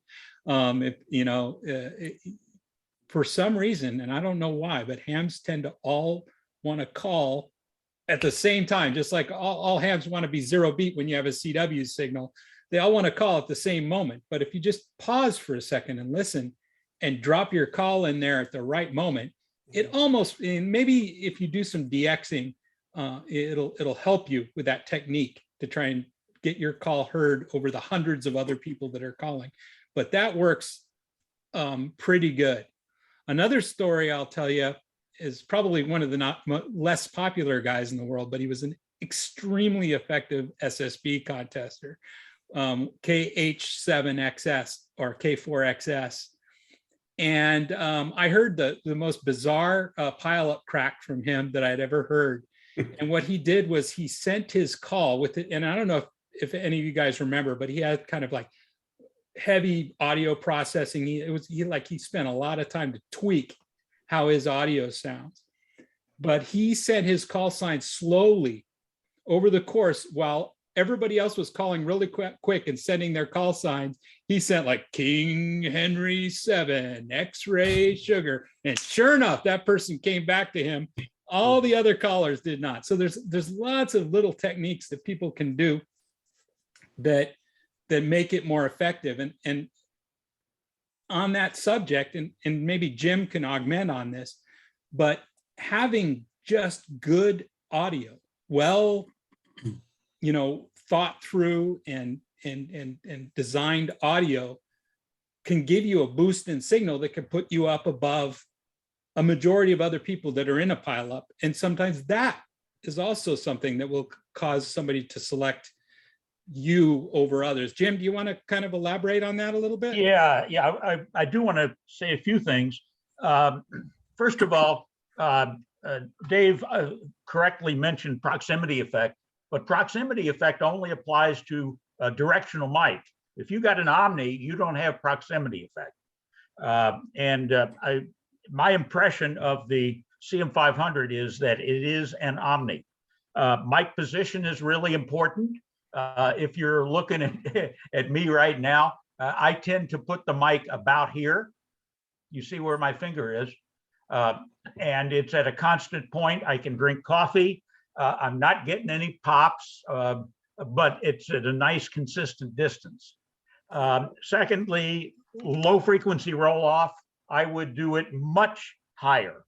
My advice with the K3, for example, which is octave bands on the low end, is to dump the 3 lowest bands completely, take the 4th band, which is 400 hertz, pull it down at least 6 and get reports, and then do 3 to 6 dB of peaks on the top 2 bands. Not a lot, but just a little. Which frequencies are those? I think they're 2.4 and 3.1. I'm going from memory. So what you're doing is with that high frequency peak, you're correcting a little bit for the roll off of the sideband filter. Okay, do that first before setting compression. And my general advice with a K3, which is all I've run for the last, since they came out, is about 12 to 14 dB of indicated compression on voice peaks. And the combination of that compression and the low cut is good for roughly 15 to 18 dB of gain. Why? Well, because there's a whole lot of wasted audio energy in the low end, which has 0 contribution to intelligibility. But it can suck up a lot of transmitter power because the distribution of speech is logarithmic. So that's mainly what I would say about audio. I had one thought. Somebody, I think Dave mentioned hearing making an Africa QSO and maybe indicating that, that would be an opening to Europe. But that's very, very different. We don't go over the auroral oval to get to Africa. So it's hugely different. But that's it.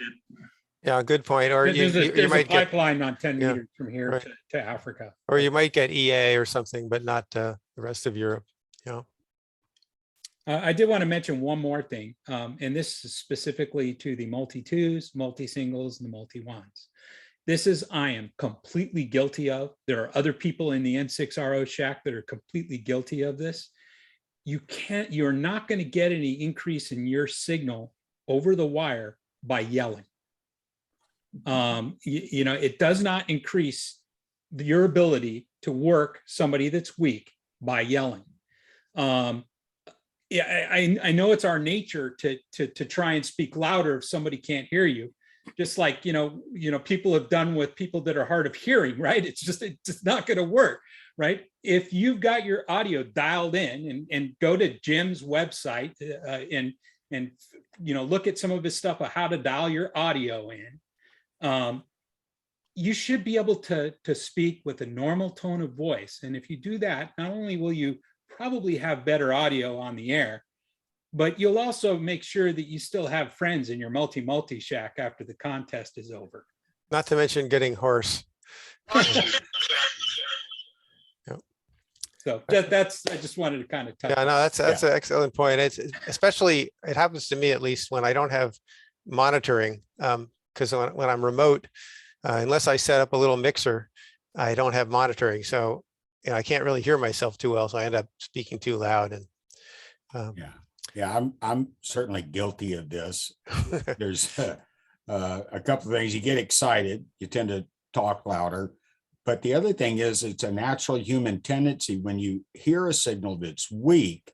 I mean, it'd be like in a conversation when you're talking to someone, if you're having trouble hearing them, then you assume just automatically they're having trouble hearing you. And so you increase the volume. To increase the volume to talk to a weak person is a natural human tendency, and you sort of have to override. Yeah, that's a great point. I agree with that. Yeah, this is an automatic thing that your brain does subconsciously. Right. Yeah. That Here's normally another. works. Yeah. Here's another question. Going to change the topic a little bit here, but let's see. Sorry, I just lost my train of thought. I'm sorry. Dave, while you're looking Yeah, at it, okay. can I throw something out Yeah, there? go ahead, Chris. This is just a general strategy thing, and I'm not sure if Bob Cox, you didn't kind of touch very heavily on this, and I think it's important for WPX phone and any WPX. And Bob, are you on the air there? Can you? Yeah, I hear you. Yeah, I thought it would be good to kind of talk about prefixes and where the majority of the prefixes are. So people know, because after all, this is not a contest where we're trying to work DX entities, it's prefixes. I was wondering if you could share some of that data with the group. Well, let's see. The prefixes with the most prefixes that we can work easily is the US, and there's over about 930 of those. So that's a real treasure trove of prefixes. Europe is the next largest and has about the same number of prefixes, but your opening to there is obviously limited by conditions so much. JA only has about 140 prefixes. And the reality is you don't work more than, if you're lucky, you can work 100 of them. So the bottom line is you want to work as many of the W's as you can in this contest. And the JAs are basically, you're going to work as many as you're going to work as they call you, but nevertheless, you need to work them for the points on the low bands especially. So those are the two places. And if you speak a foreign language, you can suck up some South American prefixes that nobody else will get. Yep. Yeah, of course, you have to remember that, if it's really true that a Q is worth, a mult is worth 3 Qs, and those are US Qs, and you can work a 6-point JA, then arguably the 6-point JA is worth more than the mult, the US mult. Yeah, you got to remember that in this contest, that as was mentioned earlier, about every 3 Qs is a mult. So that's a big point. And this is the good thing about constantly running. Mm-hmm. Here's a very specific question that I wondered about. So 40 meters, as somebody, Chris, I guess, mentioned, or somebody mentioned, you got to stay, if you're going to work JAs, you got to stay below 7,200, and the same for Europe. But so when we're talking about the Europe opening, and there might be let's just assume that there's a decent Europe opening and you could potentially work, some number of them. But it's impossible to run down there most of the time because, although actually I thought I saw you, Paul, running down there during the Europe opening. But you tend to get stomped on by the East Coast. So I'm wondering about the strategy of just not even bothering with that and figuring you're going to work them on the high bands and just going above 7,200 where it's less crowded and just, running US the whole time versus trying to work the Europeans. I mean, I've even had some success, like saying when I was above 7,200, saying that I was listening down, but with a second receiver, but that's not so prevalent in this contest. So, Paul, I'll start with Paul. Do you have any thoughts about that? Looking at my Q counts for last year, I went to 40 earlier than I had before, and then I stayed on it the following morning later. I always get this fear of missing out. I want to be on 20 as soon as the band opens. And, and even with good antennas, I can hear them, but it's kind of a waste of time. And I can't remember if I said before, but from 1000 to 1900 Zulu, on the first day, I went from 500,000 to over 2 million points, largely on the back of 40. And so I was happy being above 7,200 early when I went to 40. And I'd listen around a little bit, but it's tough. And the guys know, even with good antennas, to get too much out of EU on 40, and I just rather soak up all the mults. Mm-hmm. Okay. When some of the coast guys go to bed, maybe there's a little bit of EU left or something. EU's coming in later than I had kind of planned on, so it worked out fairly well. Mm-hmm. I would also add that on that subject, but not exactly the same subject, 40-meter SSB can be a very dangerous place if you're not very, very careful about what you click on the band scope. All right. It's very easy and they show up in N1MM just like any other mults do and any other stations do, to click on a Canadian or somebody that's operating out of band. Be careful. Be careful. Be careful. I still don't know why N1MM doesn't have a discriminator in there. Maybe it does, and I just don't know about it. But it's very easy to. There are people that will intentionally operate out of the U.S. subband to avoid QRM, and they do it. So be careful. Right. Yeah, good point. And if you do work one by mistake, put an X in front of it in the log. Well, speaking of bands, Chris, since you're the 15-meter aficionado, do you have any specific advice about 15? It's getting hot.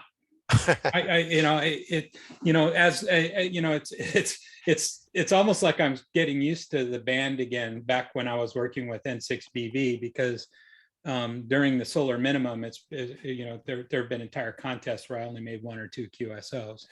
And now things are getting so hot that, we're getting, international openings that are sometimes superior to 20 meter. The problem in WPX with 15 meters, and this is just an opinion, is the large skip zones in the United States. So we've got this huge pool of prefixes here in the United States, 900 or whatever it is that Bob Cox said. But the problem is that skip zones on the upper bands are much wider, and since we're in the United States, we lose a big chunk of the ability to work a lot of those stations on 15 meters. So I think 15 meters makes sense to try and work Europeans and to work JAs and stuff like that, and definitely you're going to make it into the Eastern Seaboard and try and work what you can domestically in the propagation bands that happen. Those actually get wider as the solar cycle improves, at least in my experience from the last one compared to this one. So they will get better, and the conditions will get better, but the skip zones are always there, and you just need to be aware of it. So that's my 15 meter 2 cents. Okay, here's another. Somebody wanted to say something? Yeah, I just wanted to mention the subject of voice keys for 2 reasons. It'll save your voice over a long contest if you're really serious in it. And in a multi situation, you must use a voice key for your CQing and even your tail ending or your search and pounce message. That can cause some stress in the multi environment when everybody's in the shack. Remoting is not a problem. Any ideas on that or contradictions? I covered that a little bit already. Yeah. So the only thing that I'll tell you guys about voice keyers, sometimes when the rate's a little slow, and I actually, for those of you doing multi, which there aren't many in here, but I would highly recommend having a presence on 40 meters during the daytime. ND7K had 700 uniques on 40 meters during the daytime last year in WPX phone. That's 700 Qs, yes. And these were casual guys, like 50 an hour for the whole contest during the day. And we worked these guys in their mobiles, and some of them called in just to say, man, I like the way that you were handling the newbies. I mean, Tim was having a conversation with every one of these guys. It was almost comical in some ways. But the reason that I bring it up is that sometimes when you're saying CQ contests, my call sign, that it doesn't bring in the casual guys. Sometimes you gotta, some of them don't even know that there's a contest going on at all. And sometimes you gotta say, CQ contest, here's my call sign. You don't have to be in the contest to give me a call. Maybe slow it down a little bit during the slow times. Maybe make it a little dynamic. The voice keyer doesn't necessarily give you that. Right. Don't be afraid to talk sometimes. Well, that comes down to tailoring your CQ messages to be very friendly. There's the thing on my website, which I did for the club maybe 10 years ago. It's a bunch of slides, as I recall, and talks about how to pre-record a CQ message, edit it very carefully, rehearse it a bunch of times, write it down before you start doing it, practice it, and do multiple takes until you get the one that sounds right. But that CQ message is an invitation if you do it right. Yep. Yeah. But even sometimes if it's mechanical though, that evens a put off for people. If you keep playing the same thing over and over again. I don't know. Yeah. I found that sometimes I've hit F1 a dozen times and then I start talking and then it suddenly people start calling me. Yeah. Yeah, I agree with that. The other thing, that's a good segue into the next thing I wanted to bring up, which is DQRM. So I think that the recorded CQs seem to infuriate the bottom feeders somewhat more than people calling CQ. But I'm wondering what, people, this is probably the biggest problem on 80 meters, but it also happens on other bands. It seems to happen more in phone than other modes. So I'm wondering if the panelists or others have any advice on dealing with it, or how do you, any advice? Just a quick comment on the previous topic.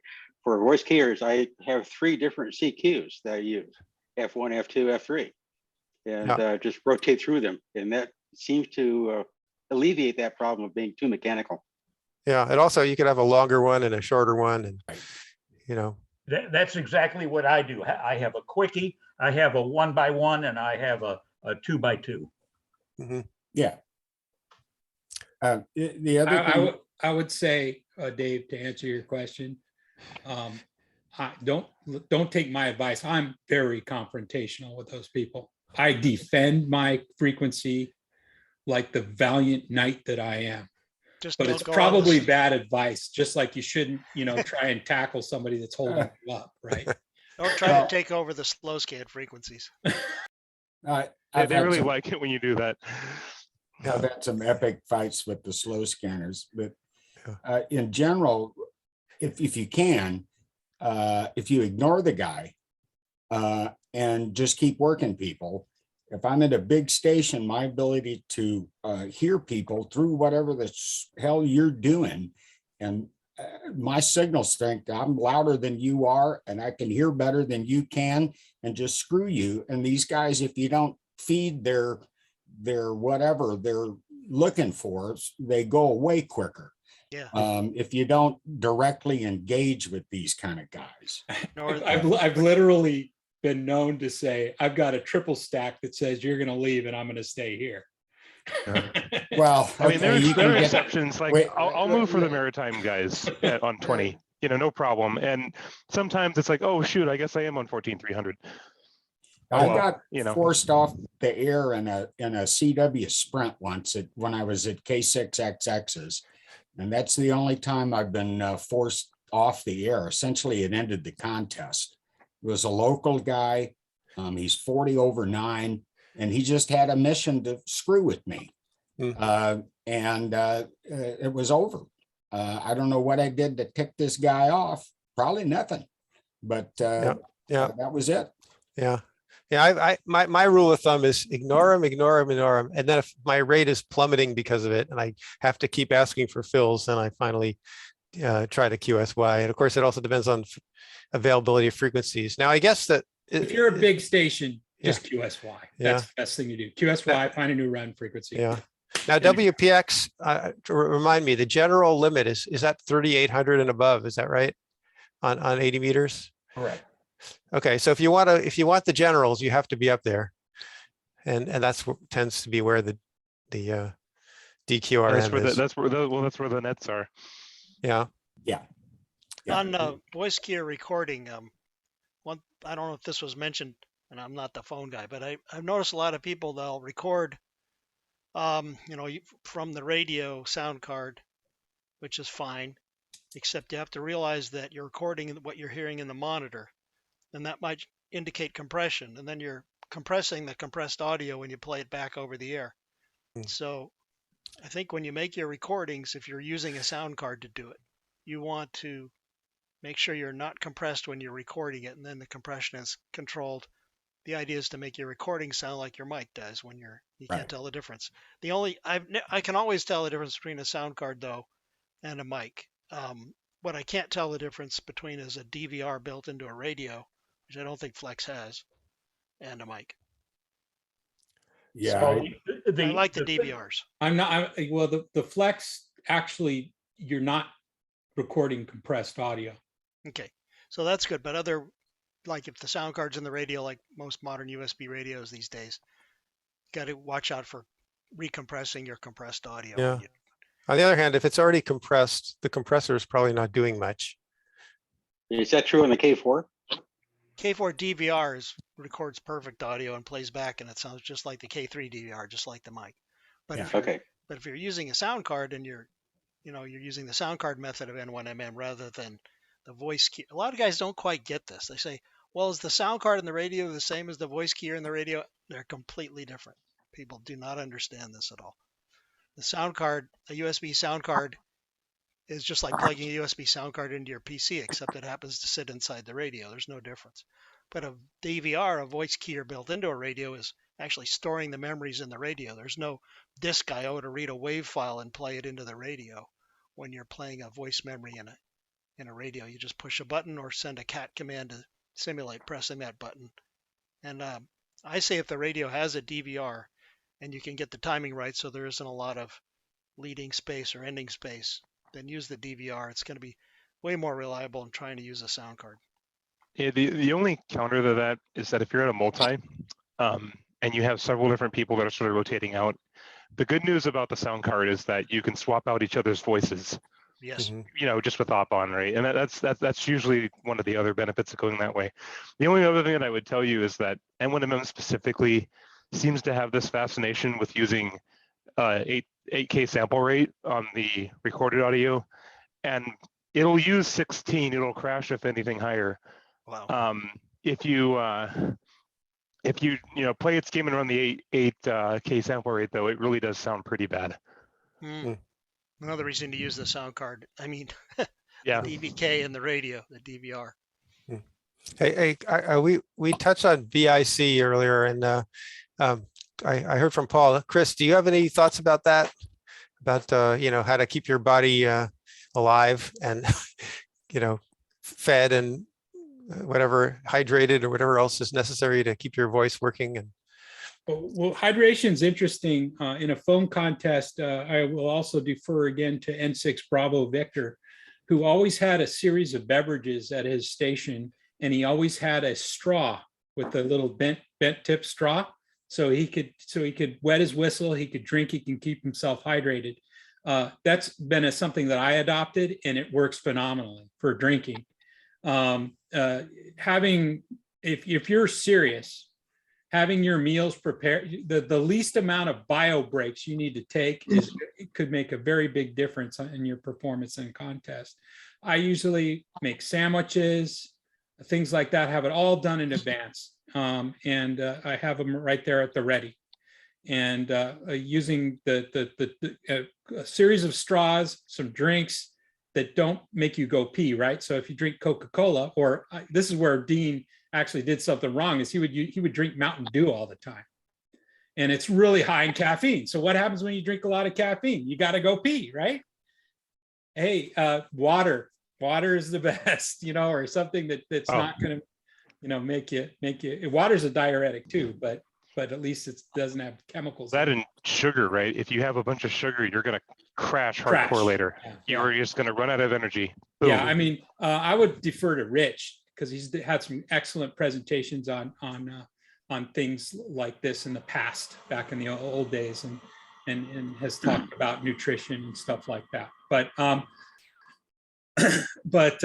yeah, I mean, just being prepared, being ready, using techniques like a straw, because you know that if you got a mic in front of your face, that it's hard to drink. And if you do try and drink, all of a sudden your mic's going to get disjointed, your audio is going to get bad, and it's just going to be a big sloppy mess anyway. So go back to what I was saying though about good mic position for good audio. You want the mic at the side of your mouth, a little bit in front and a little bit high. That's a great drinking position. Yeah.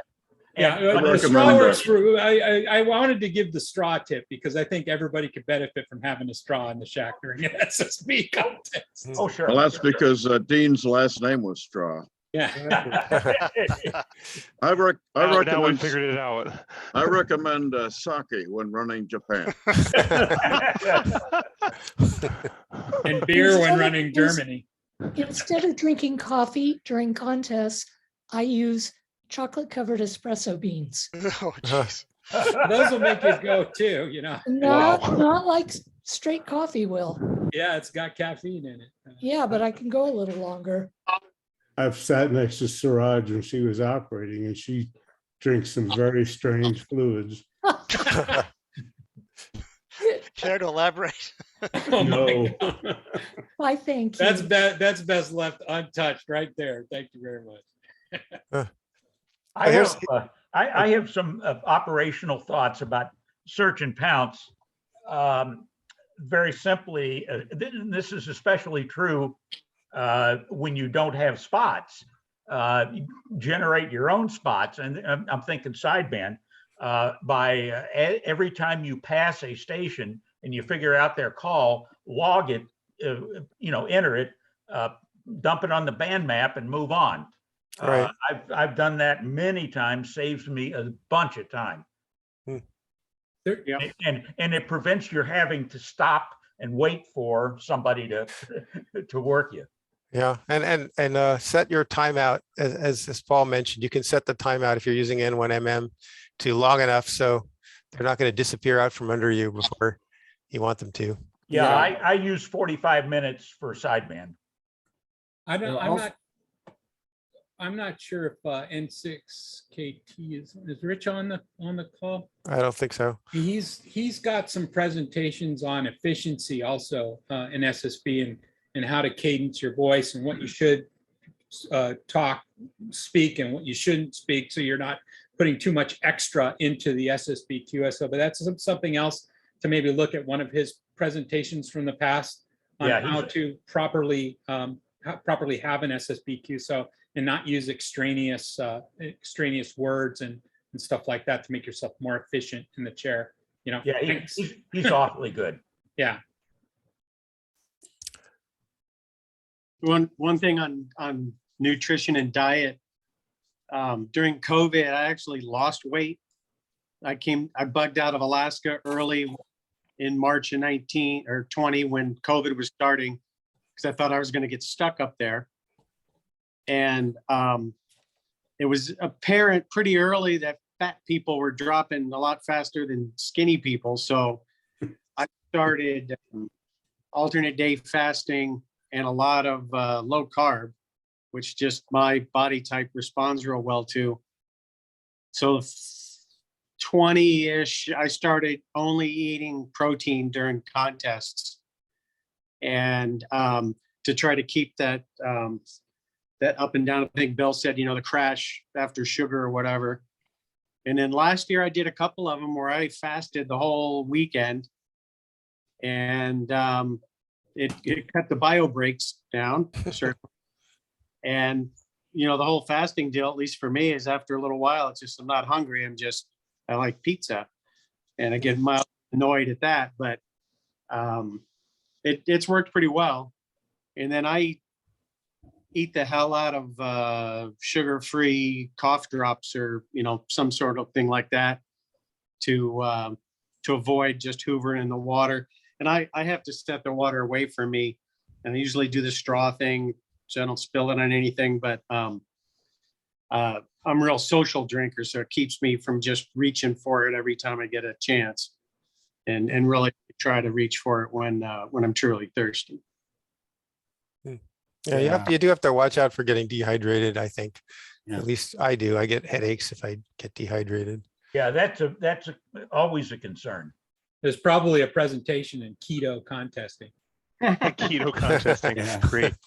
Yeah, or getting dehydrated at RN, man. That'll mess you up. Yeah, one thought about the band map is in N1MM. This is a nice feature. You can't do this in WinTest. But you have the band map, the graphical thingy. Then you have the other window, which is the textual representation.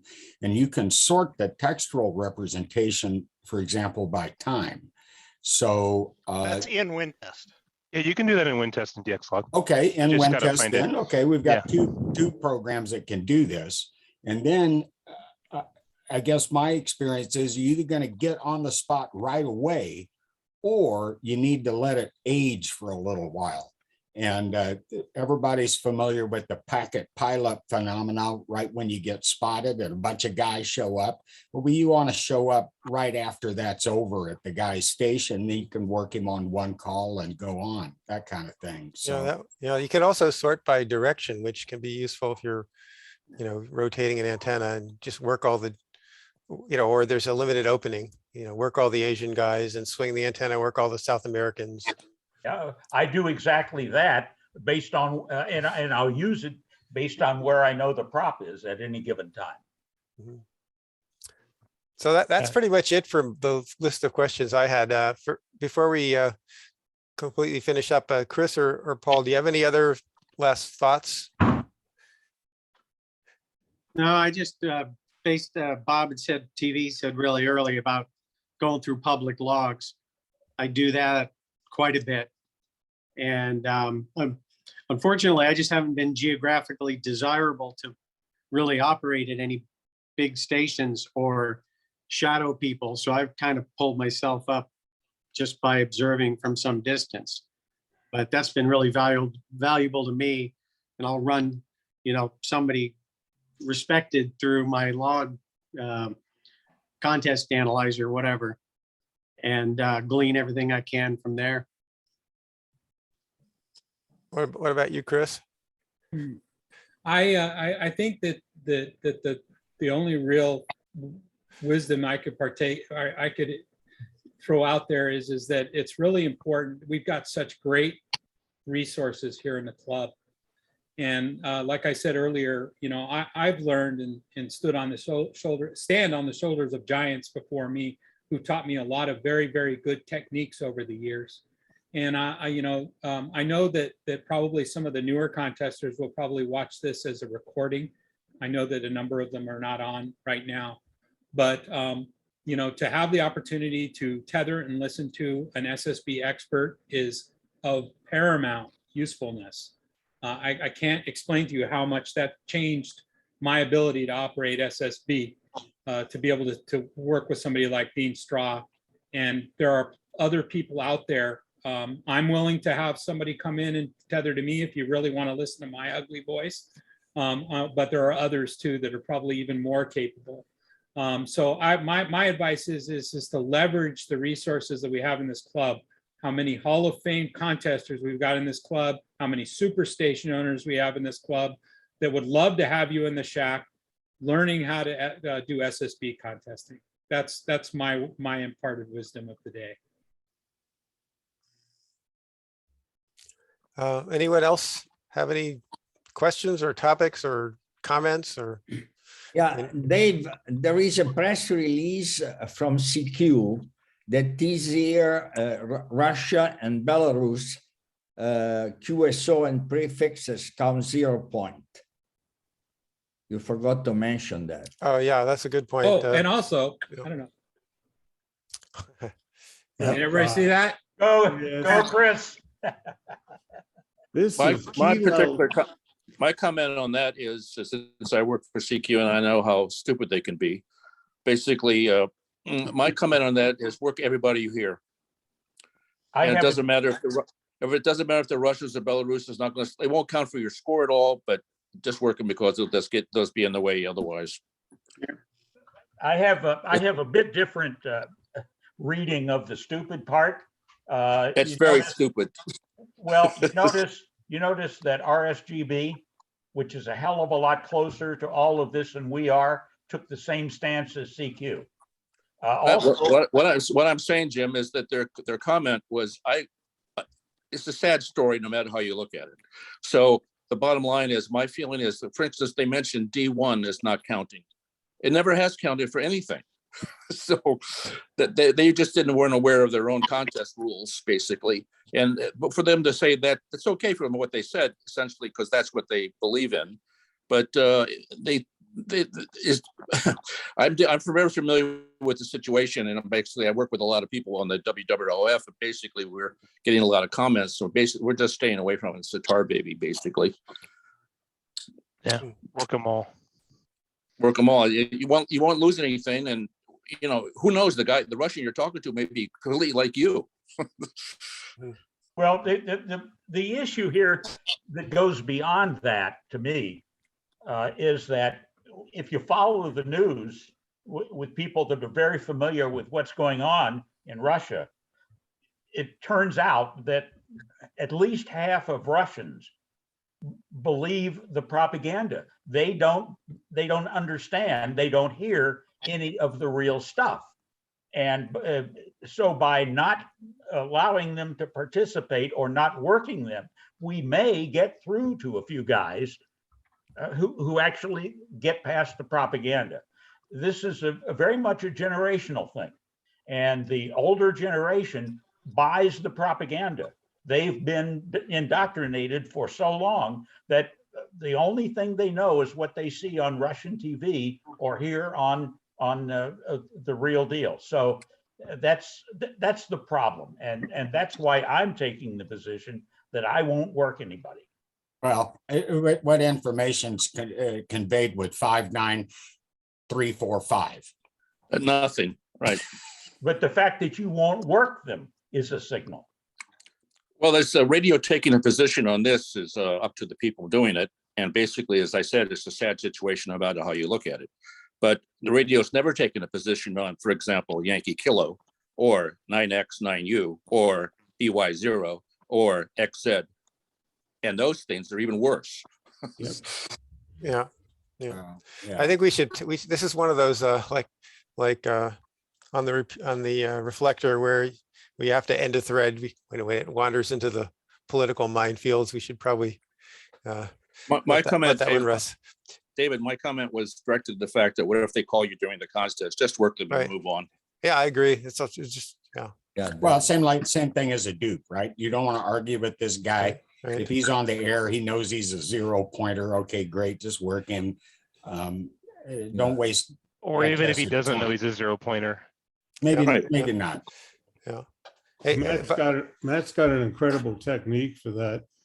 He uses a foot switch. So somebody frustrates him extensively, he'll give them a few choice words on the air, and then he'll let up on the foot switch and swear like a sailor for a couple of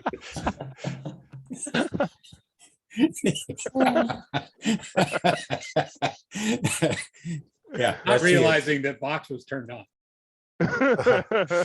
Not when Matt's here. I also have a thought to share, and that's something that Bill and I talked about after sweepstakes last year. He was operating, I had another pair of headphones on, working on my computer, and I was copying calls that he wasn't. And that's nothing but being a DXer for 60 plus years. So my recommendation to everyone who wants to hone their skills in contests is when there's no contest, get on and work DX. Try to bust pileups, try to pry impossibly weak signals out of the noise. And I think you'll benefit with your overall contesting skills. I completely agree. Yep. It's a developed skill. It's a developed skill. You know, they say it takes what, 10,000 hours or something of doing something before you actually have the skill. Do the math. Yeah, but actually there's other data that says that you quickly learn and then it starts to flatten out. Yeah, so true. That I think that should be yeah. Then you get older and your neuroplasticity. Yeah, right.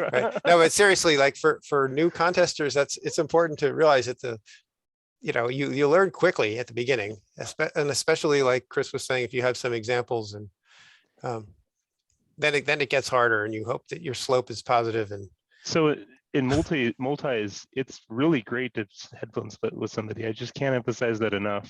It's even better if you can pick out another call listening on a different antenna as the same person who's doing the run pile up. That's Yeah. 10,000 hours of good practice. Yes. Maybe, I'll also throw one thing out there. NW6P is looking for ops. I'm going to be down in Arizona, but I know that Tom would love more visitors. If anybody wants a big station to play with, That's I'm sure he worthwhile. would love to hear from them. And I'm sure he's an incredible host, right, Bill? He is an outstanding host. yeah. What was that call again? NW6P, November Whiskey 6 Papa, and a great WPX call. Yeah. The well, I hopefully no one here is going to do this, but I thought I'd mention it, is these in terms of voice keying, do not have one of these things where the computer speaks the audio, where it generates it for like the numbers. Yeah. Zulu Fox 5 Tango, kill all humans. Yeah, or where you've recorded the digits. The only person I've ever met that actually pulled this off well was the Locust, and I'll tell you what he did in a second. But Is that a 5T? When you're listening to phone, now this is one of the skills that you have to learn if you're going to be a good phone op, is the intonation. Alpha, Bravo, Charlie. Okay, that's me accentuating each, spoken as a first letter, each letter. Alpha, Bravo, Charlie. I said that different. There was positional information in what I said. And that helps me to decide what letter goes where when you're a weak turkey. I can copy anything if you're loud. But you lose this positional intonation that goes as a normal part of speech if you have, say, like only one version of number 7. When I worked on voice recording or playback systems, and I spent a whole career doing this, we actually had 3 versions of every number: a beginning number, a middle number, and an end number. And when we constructed prompts to play, you know, May 23rd or whatever, we're picking different versions of these numbers, 3, 4, 5. I mean, we came up, we made it different. The reason is, like I said, is there's positional information in the intonation of how you accentuate each one of these numbers. Right. And Right. so Yeah. the machine generated thing is damn hard to copy, is what I'm trying to say. Yeah, that's often because somebody's doing SO2R and I mean 2B SIQ, and they want to not have to say the call sign. But Well, those suckers anyway, are I damn think annoying. yeah, I think this is probably a good time to stop. We've been going on for a while. I appreciate the panelists and everybody jumping in and participating, and hopefully we got something out of it, and maybe some other people who weren't able to attend can listen to the recording. And hope everybody does well in WPX, has fun, and Dave, please send a link to this to the new folks that you just recruited in. yeah, well, I think yeah, good point. I mean, Gary will be sending the welcome message, and The welcome's already been sent, and as soon as they're signed on, which will be very shortly, to the Reflector, they'll get the announcement that the audio is, or the complete video is available. Good job on that recruiting, by the way. Thanks. All right. Only well, 295 to go, and we can go for sweepstakes. Exactly. 295.